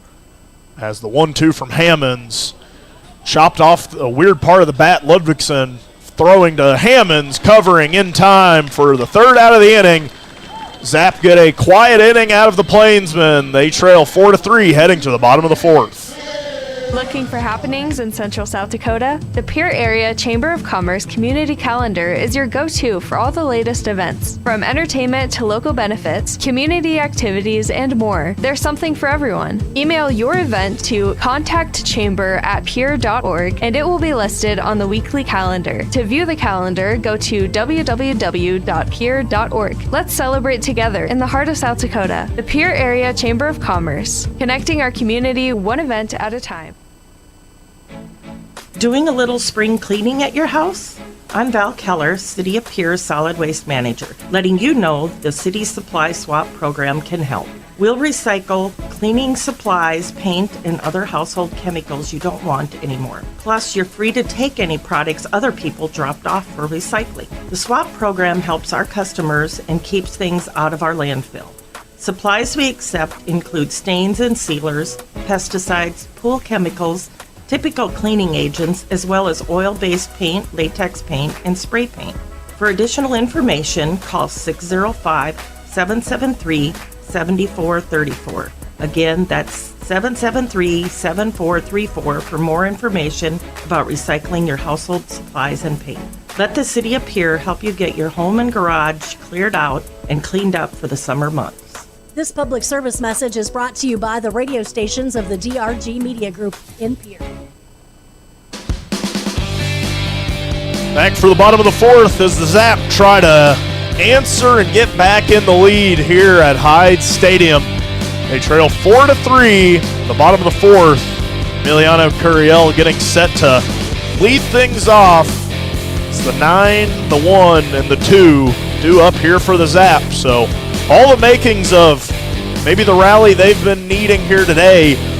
Feels maybe a bit fortunate that they're only trailing by a run, and I don't want to say it's been a bad performance from the Zap, but with some of their recent offensive outputs, it kind of feels like maybe a bit of a slow start with how the Plainsmen have kind of stranded a few runners on already, but Zap are out hitting the Plainsmen 6-5, but a couple of those were those kind of gifts that found grass in the outfield as first offering to Curiel misses for ball 1. And that was outstanding work from Connor Hammonds to get in and just kind of settle things down. It's just been a whirlwind first 3 innings. The 1-0 off speed misses high for ball 2. Hammonds looking very comfortable out there on the mound. We've seen him get a couple of starts over at first base as the 2-0 to Curiel skied towards second. He makes the play, just about ran into Hackett out there in right, but Friedman calling him off, making the jump and making the play. And it's not typically a play you would worry about, but with the last couple that we've seen, it's no longer a routine play here today. There's really been no easy routine plays for either defense here this afternoon. And, the breeze really isn't up. I'm wondering if, all the excitement around this ballpark. Pugrad swings on that one for strike 1. Maybe has these guys a little bit, losing their focus, attention in different places. Also the sunlight, we've got no cloud cover, so a lot of these guys having to stare back into it. 0-1 in there for strike 2 on Pugrad. Quickly behind, was robbed of his first base hit as a Zap. I don't think it was going to get out, but it certainly would have been off the wall. The 0-2 to him. Chopped towards second. Friedman making the play in time. It's kind of a dribbler towards the second baseman. The pitcher tried to make a play on it, but let it get to Friedman, and he records a second out of the inning. Yeah, nice play by Asher Friedman with a fast runner in Pugrad chugging on the first baseline. He had to throw that one off balance. As Nick Golden trying to get the 2-out rally started for the Zap, as he watches strike 1. And just feels like such a lively day here at Hyde Stadium. As 0-0 to Golden, driven up the middle. A 2-out single for Nick Golden. Sent it back where it came from. And that one was just kind of laced right up the middle of the infield. And now it gives way to Ty Farwell with the setup as we hear a couple Zap fans honking as they drive down Capitol Avenue. Gone but never forgotten. The honk, it's Honk, game y'all. day. Honk, it's game day signs, gone but never forgotten. Maybe check out some local businesses. We're trying to get them back up maybe inside, so you won't be able to honk your horn, but you can honk your horn in spirit over here near Hyde Stadium. Whether there's a game or not, every time I drive by this I do too. As they send Golden to second, and he is out by a mile. Looked like he was kind of behind from the start, tried to put on the swim move, but was unable, so they run into an out for the third of the inning. Ty Farwell unable to hit. We'll be right back here for the top of the 5th. The summer is here, and you know what that means. The Oahe Zap are back, and we at DRG Media Group are bringing you coverage of every Zap home game all summer long. You can hear all the home Zap games on River 92.7, or you can watch them live on drgnews.com at the River 92.7 station page. The Zap are offering you fans something new every single night, so get out to Hyde Stadium for some Zap baseball this summer. Purchase your tickets on oahezap.com or buy them at the box office. If you can't make it to the game, we've got you covered on River 92.7 Oahe Zap Baseball, brought to you by DRG Media Group. A lot of fun to be had here at Hyde Stadium. Thursday night, Game 3 of this 3-game set between Plainsmen and Oahe. Connor Hammonds back on the mound for the Zap, trailing 4-3. Hard decision for the Long Branch Loud tonight. Yeah, I was wondering who's going to get that bucket of chicken. for the Long Branch Loud. There's a lot of Loud fans here in attendance tonight. This Pier Wildcat Night, sponsoring benefit of Special Olympics here in Central South Dakota. Plainsmen have been playing well thus far. They've scored 4 runs on 5 hits. Been playing some great defense out in the field, and we've seen some great pitching out of their staff. That'll bring up Christopher Ortega. Ortega belted a double the last time he was up. And he would score the 4th run of the ball game for Plainsmen. Hammond's quickly getting to work as that one's bounced in for ball 1. Zap have won 4 games in a row. Trying to make it 5. They're going to have to come back if they want to do so. Trailing 4-3. That one catches the outside part of the zone for strike 1 to Ortega. The 1-1 just a bit high and away for ball 2. There are some members of the Zap down in the bullpen, but nobody moving around. The 2-1 is lifted shallow inside on the infield, and calling off Aiden Johnson once again is Jared Pugrad. And Aiden Johnson, a look of dismay as that ball gets thrown around the infield. He's not letting Aiden in on any of the fun, man. Aiden's got a chance to have caught a lot more foul balls this year than Pugrad. I mean, he's making up for lost time. Yeah, he sure is. Pugrad, the newest member of the Zap. That'll bring up Dax Wandler, who quickly skies one into right center field. As Nick Golden calls off the center fielder Emiliano Curiel, and that's a quick 2 outs for Connor Hammonds, who has had a couple quick innings here for the Zap, exactly what the doctor ordered. And we'll see if he can make quick work here of Jake Steffes. Steffes climbs into the right-handed batter's box. Interesting delivery from Connor Hammonds as he fires ball 1 on the outside corner, wanting to know from Riley Donovan where that one missed. But it looks like he's about to start his delivery out of the windup, and then he kind of bobs back and forth. That one misses up and in for ball 2. And he certainly looks comfortable out there on the mound for a two-way guy. Check swing. Did he go? They checked with Corey Baker. They said he did not. Sure looked like he did from up here. And that'll run the count 3-0. Here's the pitch from Hammonds. That one catches the zone for strike 1. I think I might need to put a shield or something over here for Dylan Beach as the 3-1 catches the outside corner for strike 2. He can't keep his eyes off the dunk tank. I just hear the noise every couple of seconds there. I mean, the conversion rate tonight is just unreal.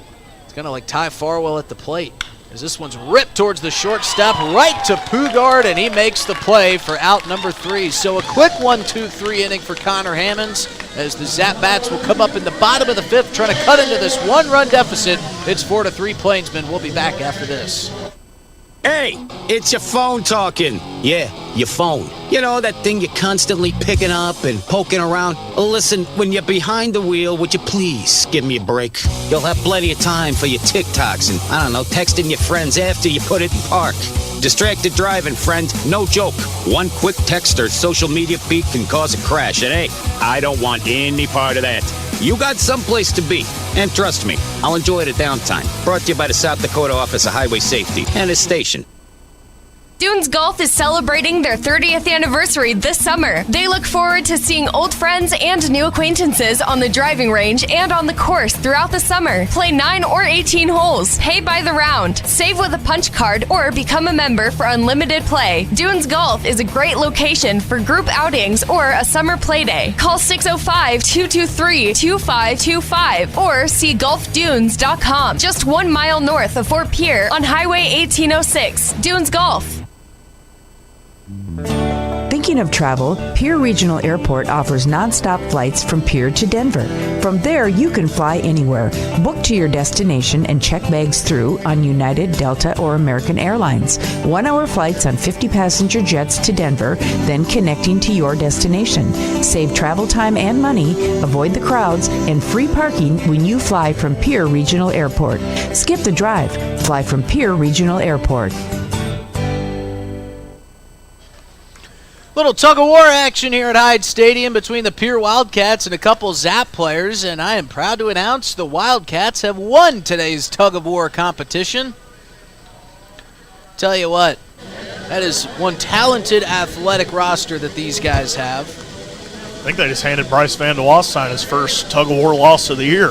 And even though it's for a good cause, Bryce Van de Wastein's probably going to be pretty torn up about that. He was still putting on a good effort out there. Always does. Zap trailing 4-3, but Connor Hammonds has really kept this thing at bay on the bump for the Zap. That'll bring up Ty Farwell to lead things off here in the bottom of the 5th inning. Been a very fun ball game thus far, as the first pitch to Farwell is chopped towards second base. Charging is Friedman, cut off by Ortega, thrown over to first base, and the covering Reinker couldn't make the play. It was way behind him. And Farwell, always hustling, gets down, and that's a huge start to this bottom of the 5th inning. Could have certainly been nobody on with one out, but now Vince Palizzi, the go-ahead run, will come up to the plate with nobody out. And it feels like momentum's kind of been drifting towards the Zap these last couple of frames once Hammonds got out on the bump, and just haven't got the runs to kind of prove it, and maybe a chance to retake the lead and all the momentum here for the Zap. Vince Palizzi with the 2-run shot in the bottom of the 1st. Tried to do it again on that swing, but missed it. And he'll fall behind 0-1. Just look how far back they're playing on him right now in left. Well, we talked about that left fielder, Jax Budigan, and how deep he was getting set up. That's definitely assisted on some of those great plays he's made. That one's bounced across the plate. Farwell will take advantage of the passed ball.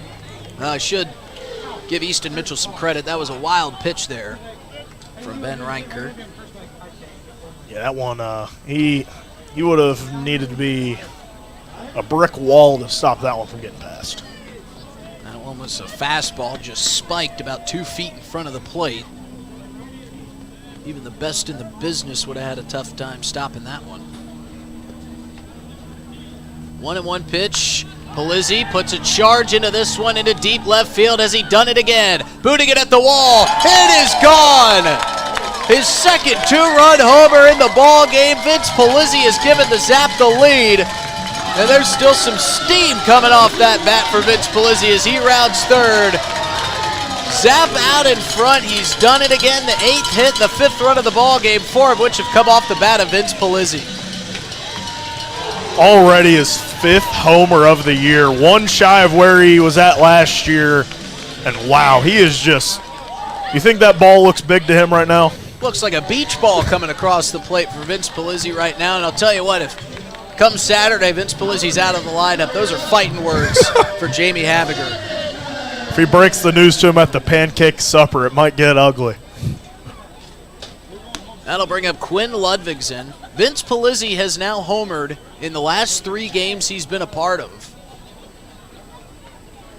2 2-run shots, 2 grand slams for Vince Palizzi in those 3 games. And none bigger than that swing right there that'll put the Zap back out in front, 5-4. The 1-1 to Ludvigsen. That one's chopped to the shortstop, Dax Wandler. He'll fire across the diamond for the first out of the inning. And going back to Ty Farwell's ground ball that was cut off and thrown over to first. It ended up being a wild throw. That afforded Vince Palizzi to have a runner on, and he took advantage of it. But this game could have very well been tied. But as Dylan mentioned, feels like the tide had turned in favor of the Oahe Zap through these last couple innings. As Aiden Johnson will take strike 1. So we're finally seeing some motion in that Plainsmen bullpen. Reinker had just been moving along so smoothly. As Johnson catches that one off the neck of the bat. It's going to get through the pitcher on its way to Friedman. He'll fire to first for the second out of the inning.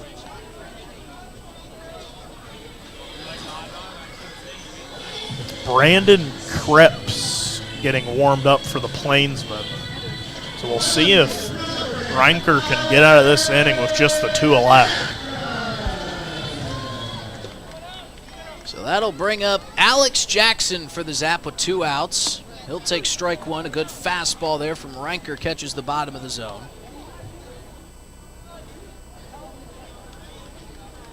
It's the 78th pitch of his day. As Jackson puts a charge into one, that one's going to curl foul out of play. It's been the Vince Pizzy show not only today, these past couple games, as we mentioned, with those 2 grand slams, but responsible for 4 of the Zap 5 runs here this afternoon. And he just continues to be one of these extremely hot hitters in the Zap lineup. Here's the 0-2 pitch to Jackson, swung on and missed for strike 3, but the Zap get Ty Farwell on. Vince Pizzy does the rest with the 2-run home run. They're back out in front. It's 5-4 as we head to the top of the 6th here at Hyde Stadium. Hey, it's your phone talking. Yeah, your phone. You know, that thing you're constantly picking up and poking around. Listen, when you're behind the wheel, would you please give me a break? You'll have plenty of time for your TikToks and, I don't know, texting your friends after you put it in park. Distracted driving, friend, no joke. One quick text or social media feed can cause a crash, and hey, I don't want any part of that. You got someplace to be, and trust me, I'll enjoy the downtime. Brought to you by the South Dakota Office of Highway Safety and its station.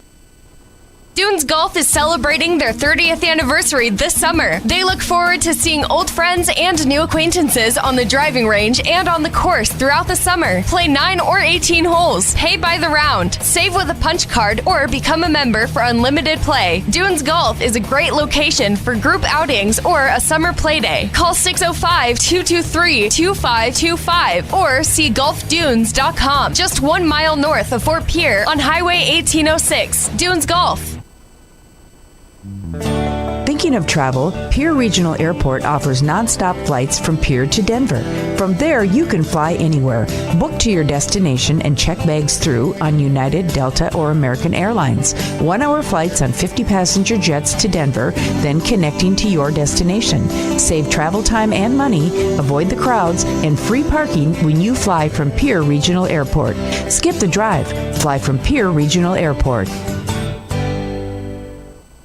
Looking for happenings in Central South Dakota? The Pierre Area Chamber of Commerce Community Calendar is your go-to for all the latest events. From entertainment to local benefits, community activities, and more, there's something for everyone. Email your event to contactchamber@pierre.org and it will be listed on the weekly calendar. To view the calendar, go to www.pierre.org. Let's celebrate together in the heart of South Dakota. The Pierre Area Chamber of Commerce, connecting our community one event at a time. Connor Hammond's back out on the bump, and just like that, he has a lead to work with as that one's fouled off for strike 1.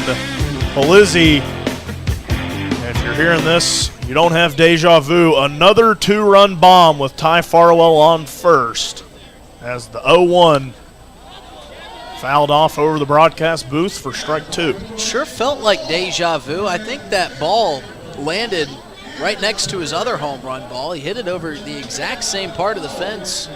As the 0-2 here from Hammonds in there, just barely missing for ball 1. And I thought he was going to go down looking a dangerous one to take there.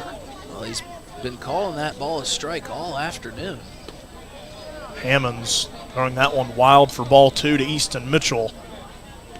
And Pizzy will see if he has a chance at the hat trick later, as he did that last season. The 2-2 from Hammonds misses high. Just like that, he was out in front 0-2. Had a chance to get him on 3 straight pitches, but now the count runs full. And you'd hate to let the umpire call a borderline pitch and ruin the at-bat. Payoff pitch swung on and missed. He comes right back and gets him there. Great job by Connor Hammonds. How big has this outing been for Connor Hammonds, who kind of went in and hit the brakes on a skid caused by the Plainsmen offense? First strikeout of the day for Hammonds, and We've kind of seen that from some other teams. We saw it yesterday with the Plainsmen, the reliever kind of keeping you in a ball game. Has that one in there for strike one for Hammonds. The reliever kind of coming in when you're losing and having a steady presence while the bats are finding their rhythm, as 0-1 turns 0-2 for Hammonds, working quickly here. See if he can avoid running this one full. He looks for back-to-back strikeouts. The 0-2 winds, deals, and that one fouled off into the head of the ump. Riley Donovan wore that one proud. Yeah, it's always tough. Nothing you can do about that as an umpire because it gets fouled. You see it coming in one spot, and then boom, it's right there in your mask. The 0-2 from Hammonds. Skips in for ball one. Connor Hammonds, one of now the second newest Zap player behind Pugrad. 1-2. Thought about swinging the appeal, and they're going to say that one's a ball. So Asher Friedman holding up on that one. Going through the motions. He didn't even come close to Yeah, I was about to say that was a weird appeal check as that one fouled back towards the Plainsman dugout. It was kind of a weird check. He had kind of barely pulled the bat off his shoulder, but it was more of his torso was moving with the swing, but the bat didn't follow. But hey, the worst thing they can say is no, right? You might as well ask. You miss 100% of the shots you don't take. As the 2-2 from Hammonds, that one fouled sky high. And some people might need to take cover back here by the dunk tank. It runs past out by the merch trailer instead. And you know what? You might even see a foul ball hit that dunk tank and cause the splash. As many times as these kids have been getting dunked. 2-2 offering from Hammonds. Swung on. We'll see the appeal again, and they give it to Hammonds. Second strikeout in a row for Connor Hammonds. Well, that time he certainly went around in a really good off-speed pitch, forcing the swing. Yeah, that was a nasty, diabolical pitch there from Hammonds. And, hey, you said you miss all the shots you don't take. They get the appeal there. It's like Dion Waiter saying he'd rather go 0 for 39 rather than 0 for 3 because that means you lost confidence as Hammonds back in there for strike one. Out in front once again for the third straight batter. In the driver's seat now is Hammonds with 2 away. That one drilled sky high. Ludvigsen giving chase. Running out of room as that one lands in the Zap dugout. That was closer to being caught than I think everybody thought it was going to be. I thought he was going to run out of room, and I thought it was going to land on top of the dugout, but you never heard the clank, and Ludvigsen could have had that in his glove for all we knew. We had no idea what happened there. Well, you have the benefit of having your own dugout there because those guys will help catch you if you go over the railing. 0-2 here from Hammonds, trying to get his third straight strikeout, and that one put into play, caught by Ludvigsen. An impressive snag there from Quinn Ludvigsen. To end the inning, Zap hold on to a 5-4 lead heading to the bottom of the 6th. The summer is here, and you know what that means. The Oahe Zap are back, and we at DRG Media Group are bringing you coverage of every Zap home game all summer long. You can hear all the home Zap games on River 92.7, or you can watch them live on drgnews.com at the River 92.7 station page. The Zap are offering you fans something new every single night, so get out to Hyde Stadium for some Zap baseball this summer. Purchase your tickets on oahezap.com or buy them at the box office. If you can't make it to the game, we've got you covered on River 92.7 Oahe Zap Baseball, brought to you by DRG Media Group. An inning giveaway here for the Zap, but they're giving away water balloons. I don't think you want to catch one of those. You know, the fans here are fans of pretty much all of these mid-inning games. This might be the only one they're not too keen on. I think the interns who came up with that one are a big fan of it. I agree, but these are the one little bits of merchandise you can't really bring home with you here at the ballpark. Hey, but if you catch it cleanly, you can throw it right back at Brooks Cartwright. But we saw a lot of them breaking on impact, hopefully. I mean, we already see so many people at the ballpark drenched from the dunk tank.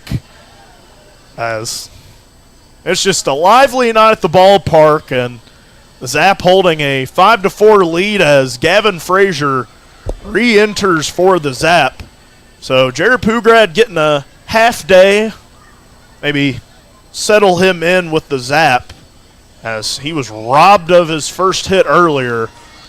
But really liking what I'm seeing out of Pugrad early. Great command of the infield over at shortstop. A couple well-struck balls when he's at the plate.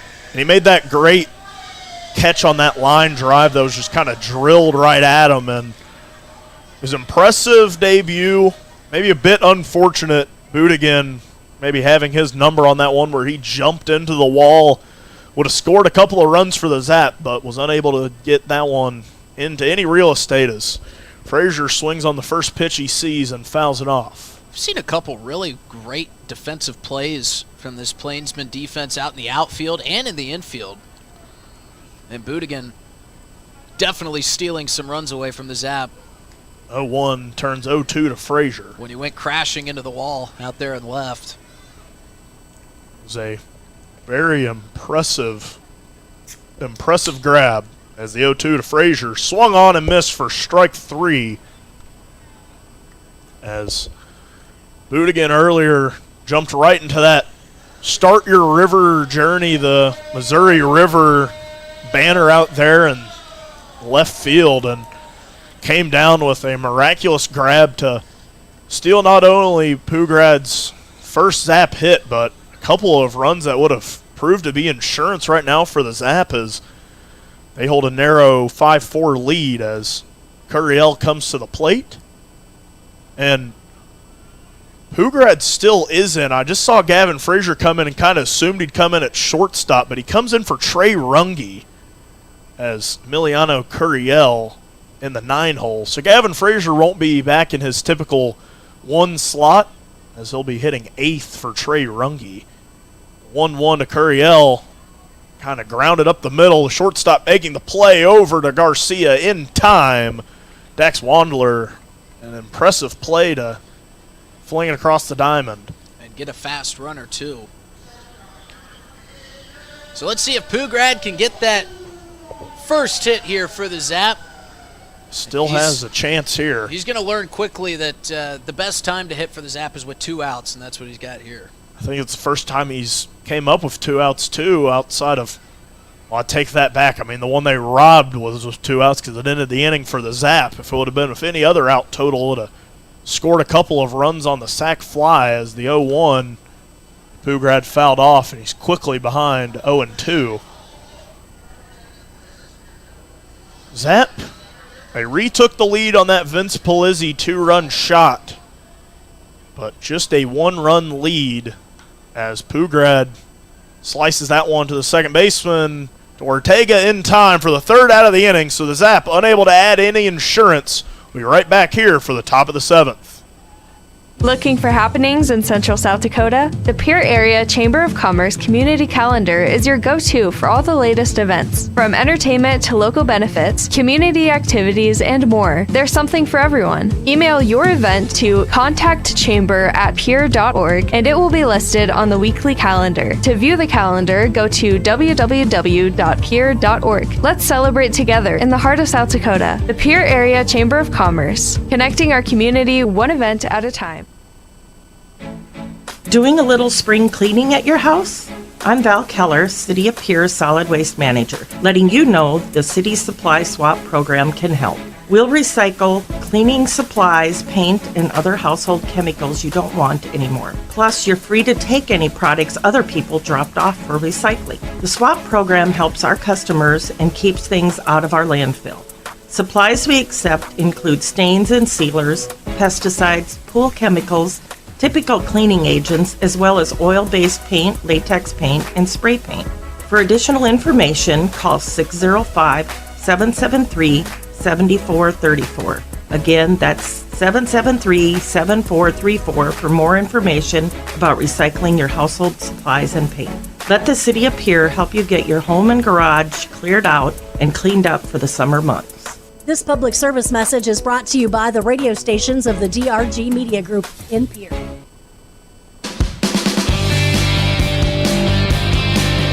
Perfect day for baseball. Zap leading 5-4 here at Hyde Stadium as we make our way to the top of the 7th inning. It's Connor Hammonds still on the bump for the Zap, and boy, has he been impressive today. Already going 3 innings, and with just 44 pitches, kind of setting himself up for a nice long day.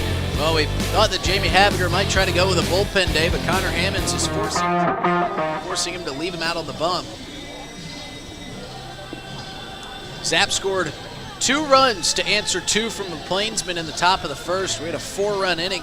Thought that we might see a ton of offense here today, as we have seen in the past 4 games. Plainsmen answered with 1 in the top of the second, 1 in the third. Zap came back with 1 in the bottom of the third, as Hammonds will face off, and a quick bunt attempt is put into play but foul by Jax Budigan. Probably could have saved some energy. He ran past that one going foul and just kept going. I saw Naruto Saito chasing down the foul balls behind the net, and he said, I got to kick it. Out hustled by a guy who's not playing today.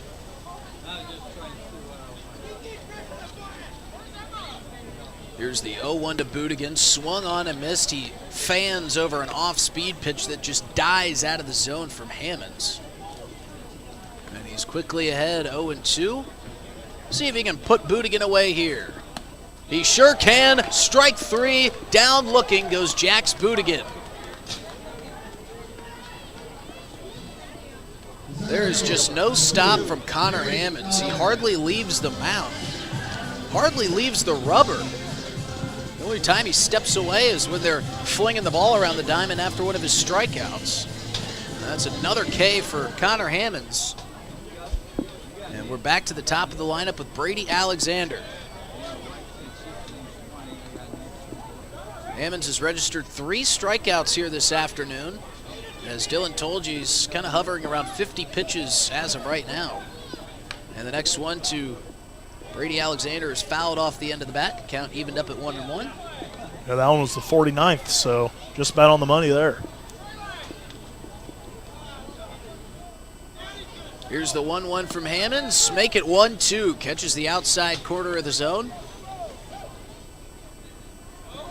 Like how Pizzy seeing the ball massive. I feel like that zone's going to be massive for Hammonds here too. As Alexander shoots this one into the gap, but here comes a chasing Emiliano Curiel, using his speed to cover ground and squeezing the second out of the inning. Yeah, and it was looking like that was going to be the first hit that Hammonds has allowed so far, and 3 2/3 hitless right now, and he's got to tip the cap there to Emiliano Curiel. Brady Alexander has put a couple good swings in his at-bats here, one of which left the ballpark for the first 2 runs of the ball game. Or excuse me, that was a Brady Alexander leadoff home run that scored the first run of the ball game. This one will miss high to Dean Samuel for ball 1. Hammonds quickly back to work, fires in a strike to even up the count. Yeah, he does not take any time to just get set and fling it. Here's the 1-1. That misses high. No, he gets the ball back, and he's already practically standing on the rubber.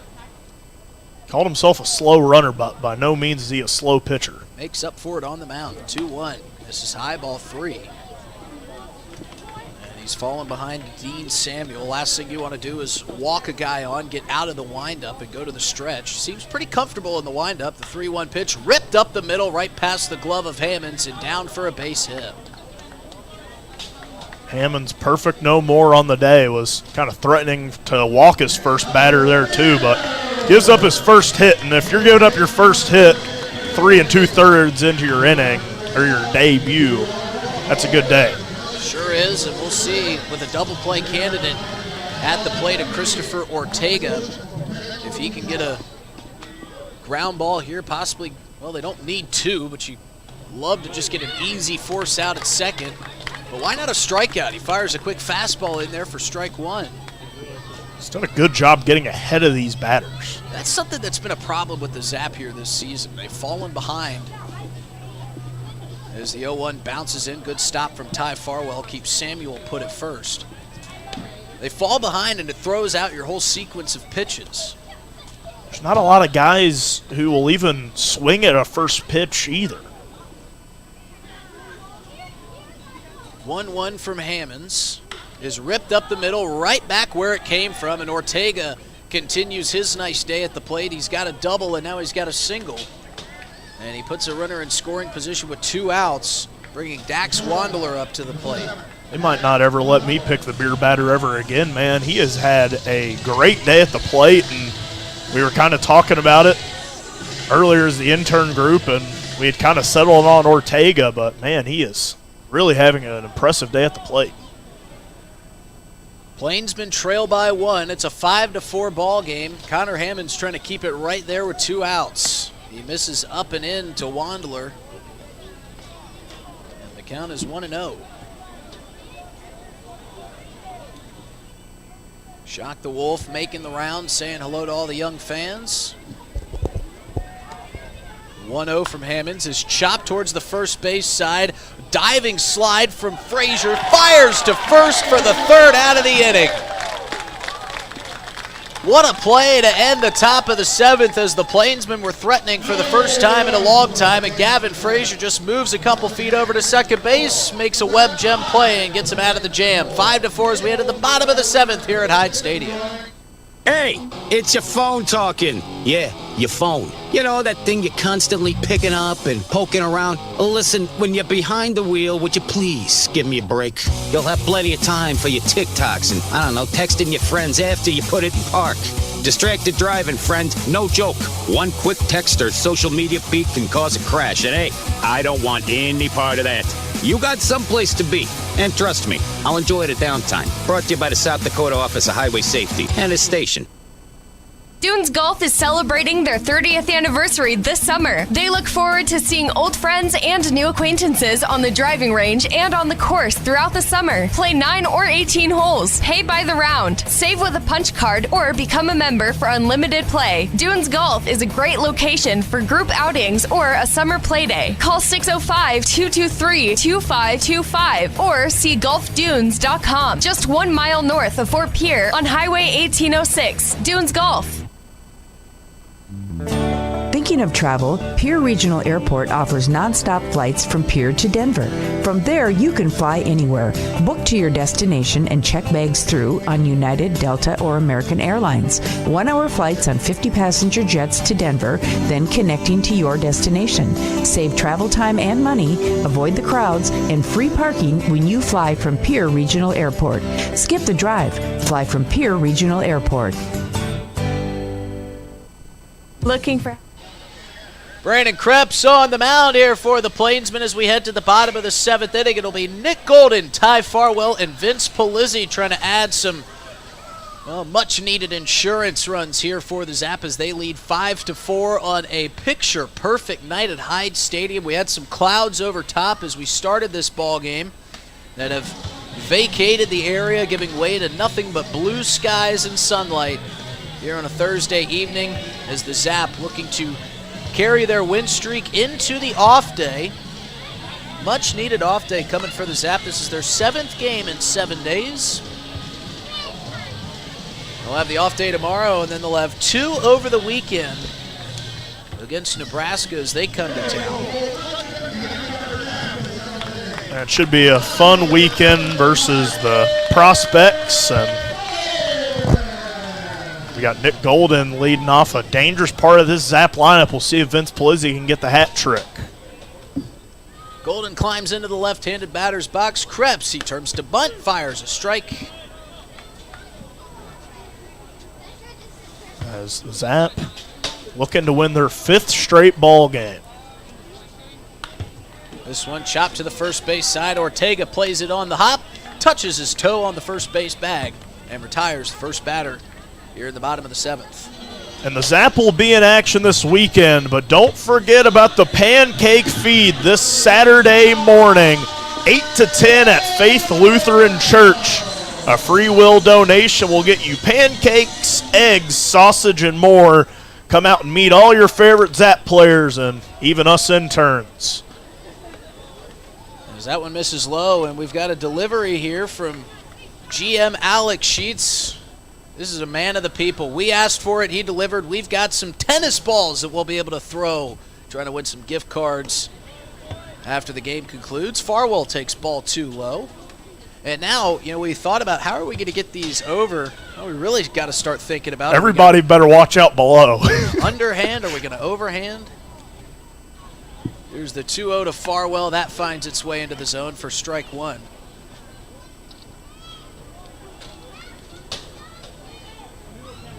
And I think if we do end up getting one, we'll have to figure out who the gift card goes to. Big swing and a miss for Farwell. Count evened up at 2 apiece. I've got my lucky number 33 over here in my hand. That one might be the winner right there. Favorite number. It's always my basketball number growing up.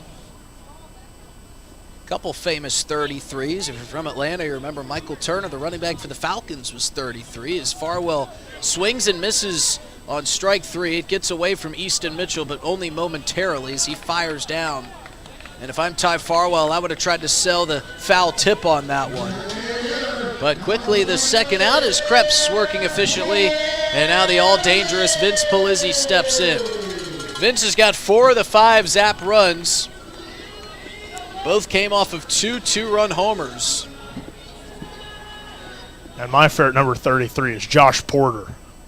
Not Larry Bird, it's Josh Porter now. There you go. As Pizzy steps in with 2 outs, he takes ball 1 low. I feel like he's got to be creeping closer and closer to an intentional walk at some point this season. Well, if you were Krebs on the mound, I wouldn't throw anything too good to hit for Vince Pizzy, as that one misses high and away for ball 2. I think if the bases were loaded, I'd still leave an intentional walk to Vince Pizzy. That one catches a piece of the zone. Good pitch from Krebs there. First strike of this at bat. 2-1 is the count. Krebs working quickly, much like Connor Hammonds did. A big swing and a miss on the off-speed pitch, and Pizzy is down to his final strike. Creeping up on the 8 o'clock hour. Here's the 2-2 pitch Pizzy wanted to offer, but he let it sail wide of the zone, and the count is run full.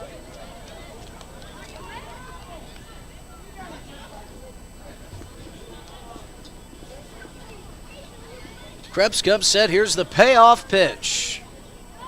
Line foul. That's one of the hardest hit foul balls we've seen, and of course it comes off the bat of Vince Pizzy. That's making its way over to Prescio. Still rolling down Capitol Avenue. And we'll do the payoff pitch again. Big swing and a miss, a great inning of work from Krebs. He retires the side. 1, 2, 3. We head to the top of the 8th inning. Zap still out in front by 1. It's 5-4 here at Hyde Stadium. Talking, yeah, your phone. You know, that thing you're constantly picking up and poking around. Listen, when you're behind the wheel, would you please give me a break? You'll have plenty of time for your TikToks and, I don't know, texting your friends after you put it in park. Distracted driving, friend, no joke. One quick text or social media feed can cause a crash, and hey, I don't want any part of that. You got someplace to be, and trust me, I'll enjoy the downtime. Brought to you by the South Dakota Office of Highway Safety and its station. Dunes Golf is celebrating their 30th anniversary this summer. They look forward to seeing old friends and new acquaintances on the driving range and on the course throughout the summer. Play 9 or 18 holes. Pay by the round. Save with a punch card or become a member for unlimited play. Dunes Golf is a great location for group outings or a summer play day. Call 605-223-2525 or see golfdunes.com. Just 1 mile north of Fort Pierre on Highway 1806. Dunes Golf. Thinking of travel, Pierre Regional Airport offers nonstop flights from Pierre to Denver. From there, you can fly anywhere. Book to your destination and check bags through on United, Delta, or American Airlines. 1-hour flights on 50-passenger jets to Denver, then connecting to your destination. Save travel time and money, avoid the crowds, and free parking when you fly from Pierre Regional Airport. Skip the drive. Fly from Pierre Regional Airport. Looking for happenings in Central South Dakota? The Pierre Area Chamber of Commerce Community Calendar is your go-to for all the latest events. From entertainment to local benefits, community activities, and more, there's something for everyone. Email your event to contactchamber@pierre.org and it will be listed on the weekly calendar. To view the calendar, go to www.pierre.org. Let's celebrate together in the heart of South Dakota. The Pierre Area Chamber of Commerce, connecting our community one event at a time. Back here at Hyde Stadium, and who can resist the YMCA? The highlight of every night here at Hyde Stadium. It's so infectious. All the Wildcats are doing it. And Brooks Cartwright giving me a strange look for doing it myself. Hey, even some Plainsmen players were doing the Y over there in the opposing dugout. We even see Aiden Johnson doing it as he's out at third base. It's just too infectious. I mean, even the players out on the field want it. As TJ Eikenberry comes out for the 8th. One of the fiercest competitors on this team will be leaving here in the next couple of weeks. Was a first half guy. Going to be doing some PT on his arm before he gets back to Ellsworth this fall, as he comes set for the 8th. Southpaw in there for strike one, swinging to Jake Steffes. And he comes in a huge spot. We saw him have a tough outing a couple nights ago, looking to avenge that here.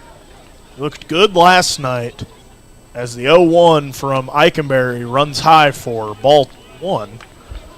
Eikenberry, part of this kind of hold-save duo with his teammate Jackson Cornett, as 1-1 here from Eikenberry. Driven towards Gavin Frazier at second, over in time to Ludwigson for out number 1. It's so weird seeing Gavin Frazier over at second. I think that's the first time we've seen him anywhere other than shortstop this year. Yeah, it's the might be seeing a new middle infield being born here, the way that Pugard has played, or Pugrad, I should say, excuse me. And Gavin Frazier's been so great at shortstop, but, you know, team guy, a total leader. I think he's the kind of guy that says, you can just put me anywhere, coach.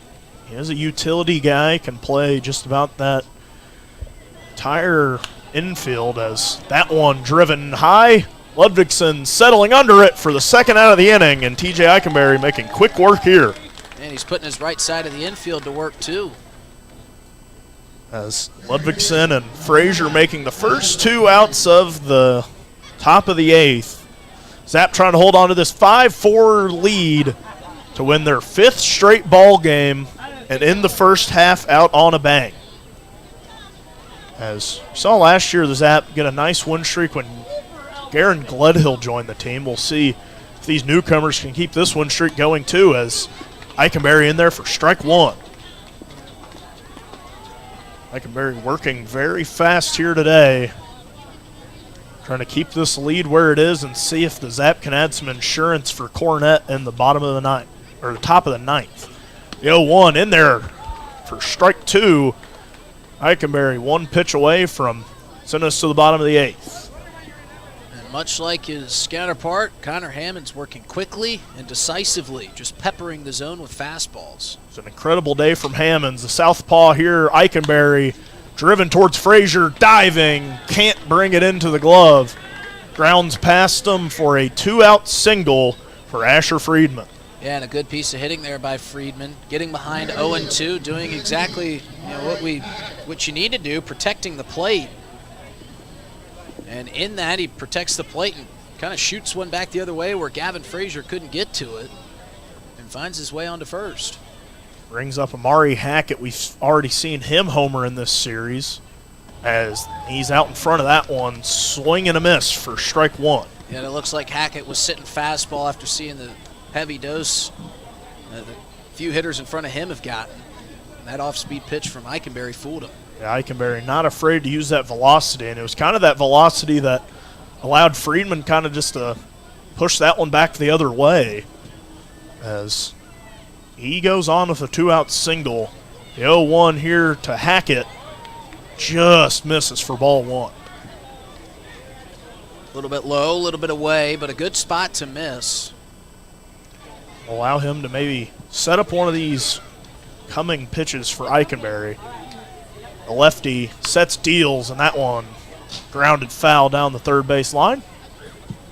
So Eikenberry doing a good job getting out in front of these hitters here early, taking the exchange from Connor Hammonds, who was shut down for 3 2/3 before giving up a couple of hits, but no runs for Hammonds, and Zap hold on to win this. You got to give him a lot of credit.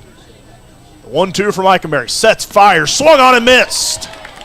TJ Eikenberry coming in and shutting down the Plainsmen. their 5th scoreless inning in a row. We'll be right back here for the bottom of the 8th on River 92.7 and the Oahe Zap YouTube.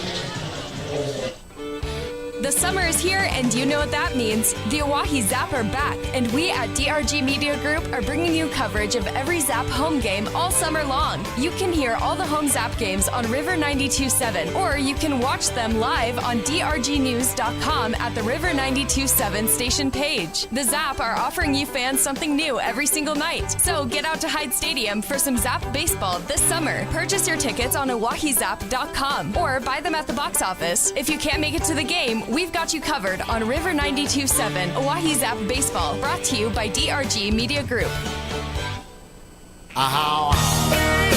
Zap lead 5-4 here in the bottom of the 8th, trying to add some insurance, try to send home these fans happy on Pier Wildcats night. If you're just joining us, I'm Dylan Beach, joined alongside me as always, my partner in crime, Justin Cowart, and our producer extraordinaire, Eli Lewis. And the Zap going to be leading things off here with Quinn Ludvigsen, I believe. Yeah, and this is an important time if you want to get a couple more runs across. We saw how big those insurance runs were last night. And the Zaps win. They scored 3, and Plainsmen came up in the top of the 9th. They had an answer for that, but because you had those insurance, no harm, no foul. 5, 6, 7 due up here for the Zap. Quinn Ludvigsen, Aiden Johnson, and then the substitute Connor Goldberg entering in left field for Alex Jackson. So Jackson's day will be done. Made another great grab out in left, one of the hardest workers on this team, but they're going to give way for Connor Goldberg, who can really put a charge into the ball.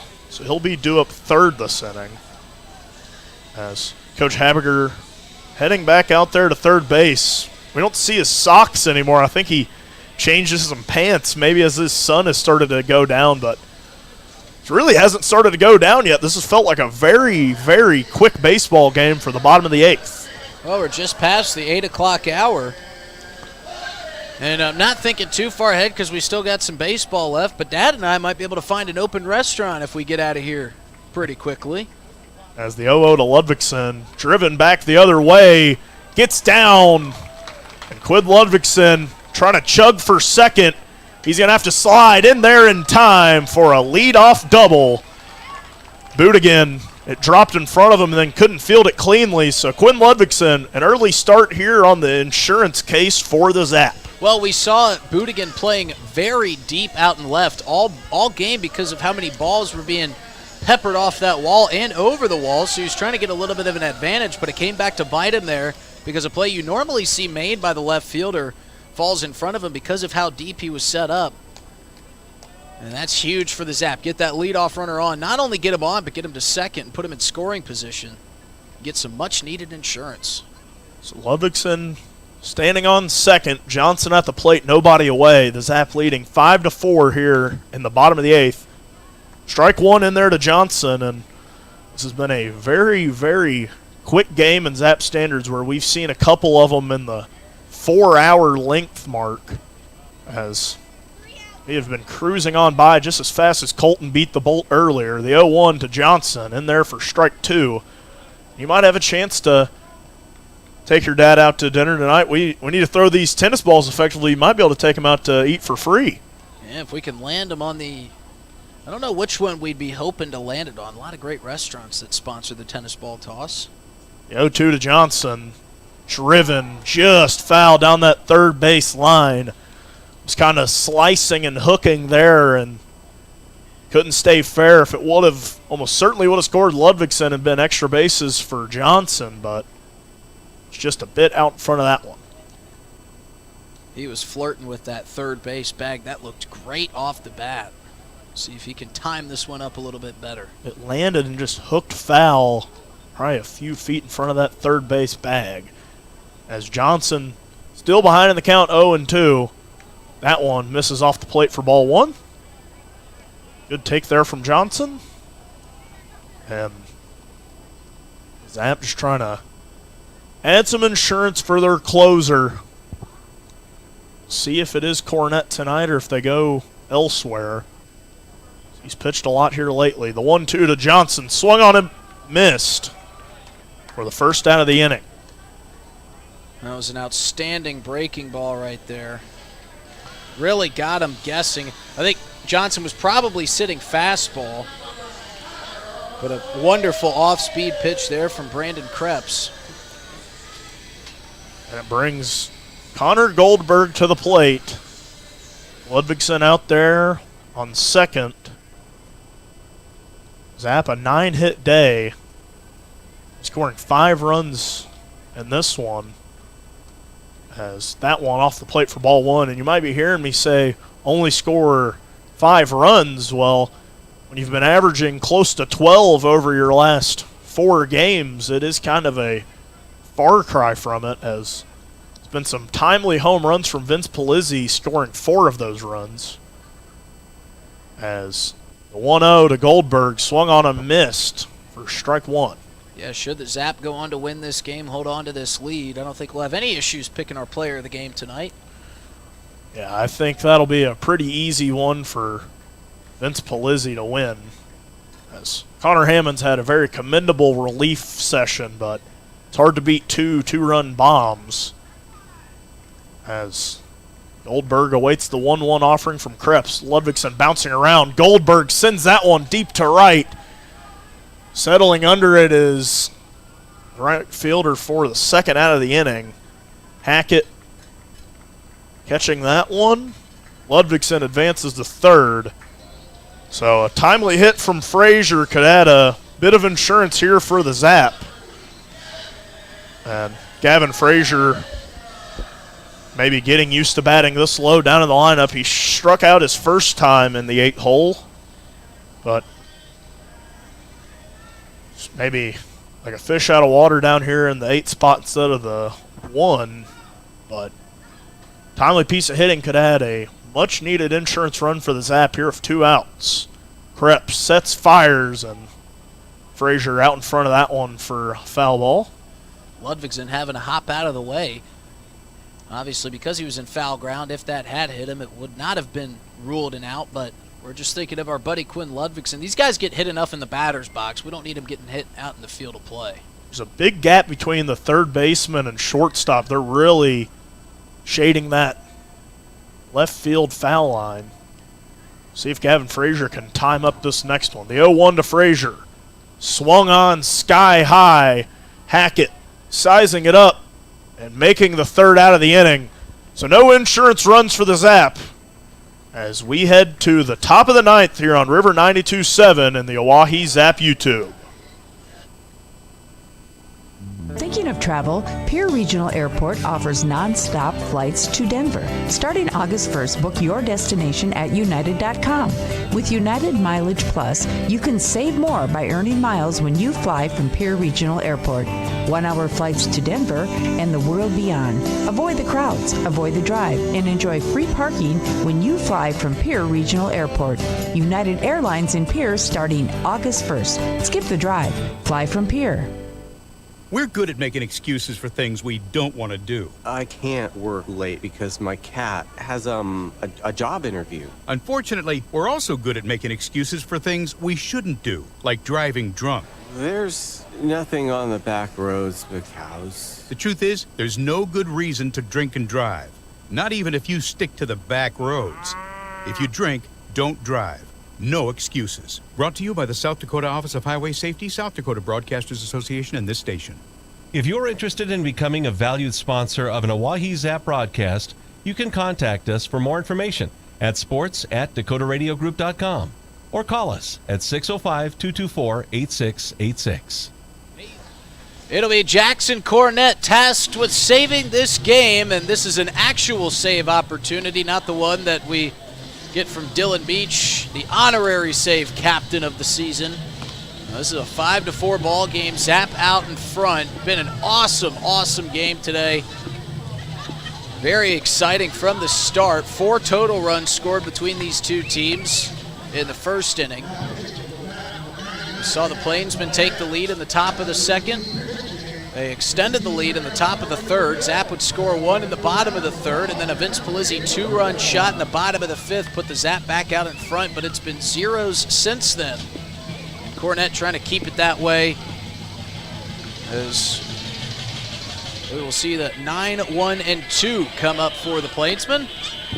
Ty Farwell fires it down, and this is kind of be the opportunity that Jackson Cornette lives for as a closer. Coming in, one-run ball game would be a huge win for the momentum.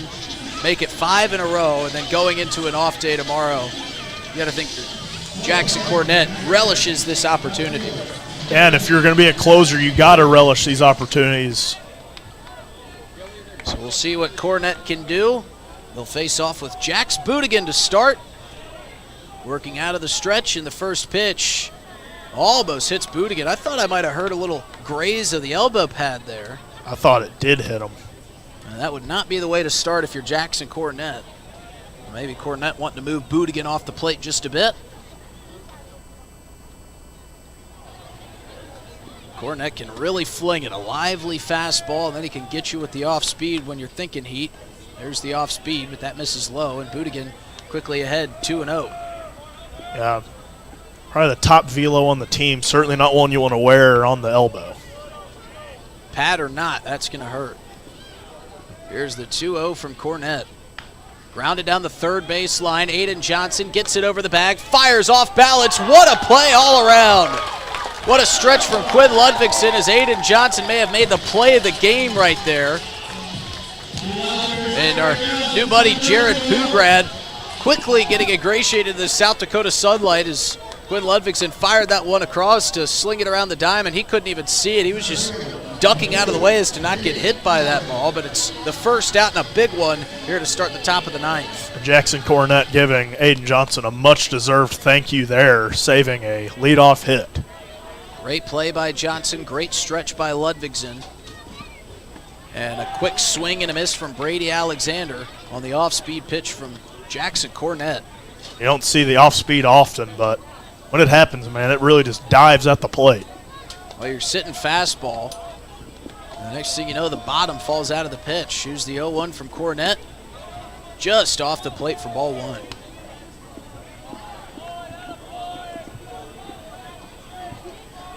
Well, even though it's the top of the ninth, we've still got a new fan climbing into the dunk tank. Wanting to get in on the fun. Here's the 1-1 from Cornette. That one's lifted high and foul over the broadcast booth, and 1-2 is the count.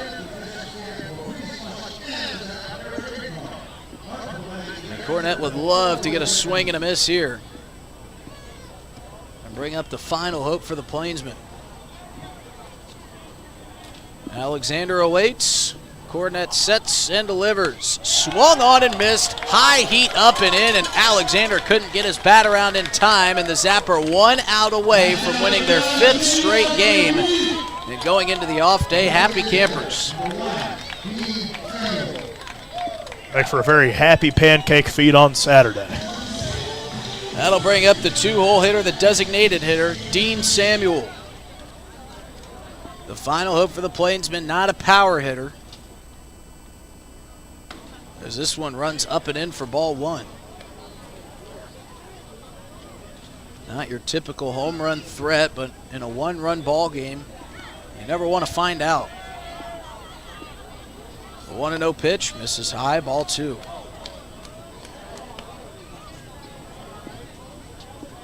These fans here tonight on Pure Wildcats Night have had a lot to cheer about. Jackson Cornette trying to give him one more round of applause as he fires in a strike on the outside corner, 2-1.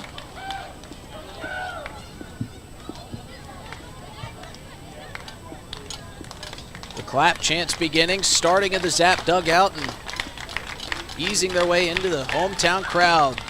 The 2-1 finds its way into the bottom half of the strike zone, and the Zap are 1 strike away. 2 balls, 2 strikes, and 2 outs in the top of the ninth. Zap in front by 1.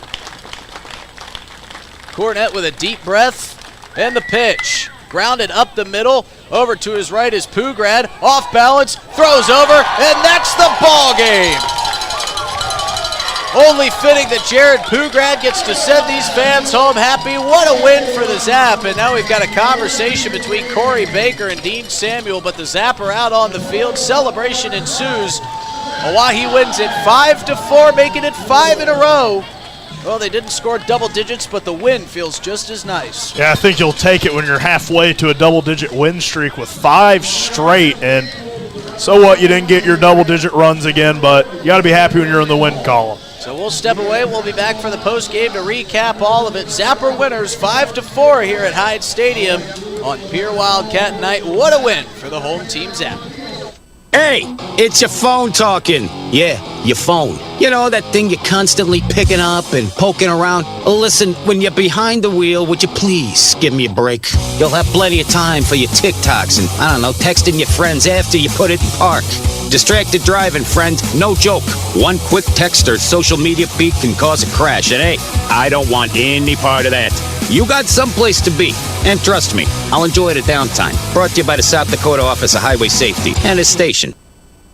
Dunes Golf is celebrating their 30th anniversary this summer. They look forward to seeing old friends and new acquaintances on the driving range and on the course throughout the summer. Play 9 or 18 holes, pay by the round, save with a punch card, or become a member for unlimited play. Dunes Golf is a great location for group outings or a summer play day. Call 605-223-2525 or see golfdunes.com. Just 1 mile north of Fort Pierre on Highway 1806. Dunes Golf. Thinking of travel? Pierre Regional Airport offers nonstop flights from Pierre to Denver. From there, you can fly anywhere.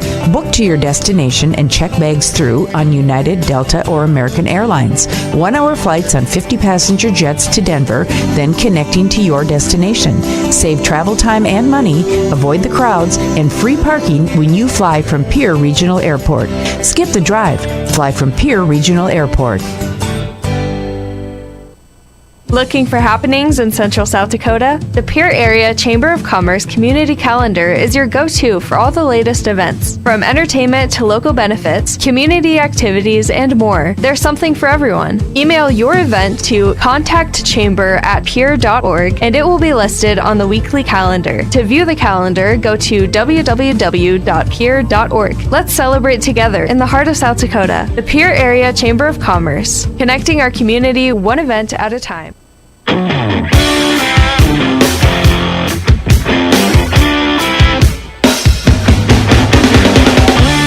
winners here on Thursday night. They take down Plainsmen for the 3-game sweep 5-4. The only blemish is they didn't score double digits for the first time in 4 games, but the win is just as sweet.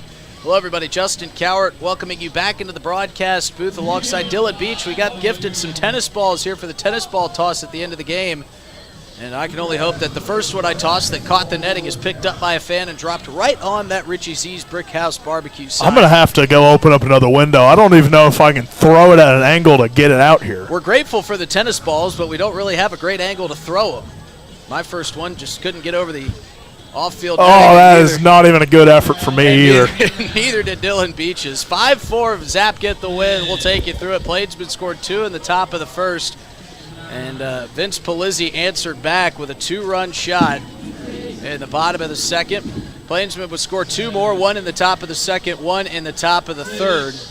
And then the Zap would answer with 1 in the bottom of the third. The final 2 runs of the game were scored in the bottom of the 5th inning by Vince Pizzy with his second 2-run shot of the ball game. And that's how it would end. Zap get the win 5-4. Great outing from Connor Hammonds, who came in relief for the Oahe Zap.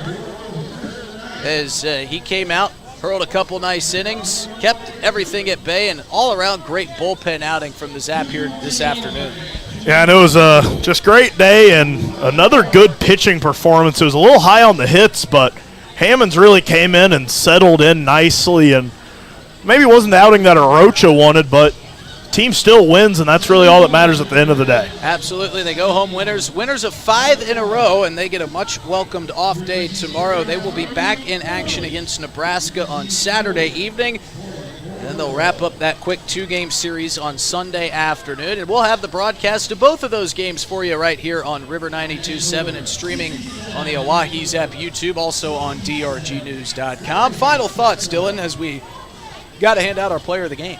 Hey, 5 in a row. Get on down to Hyde Stadium and get on down to the Pancake Feed this Saturday.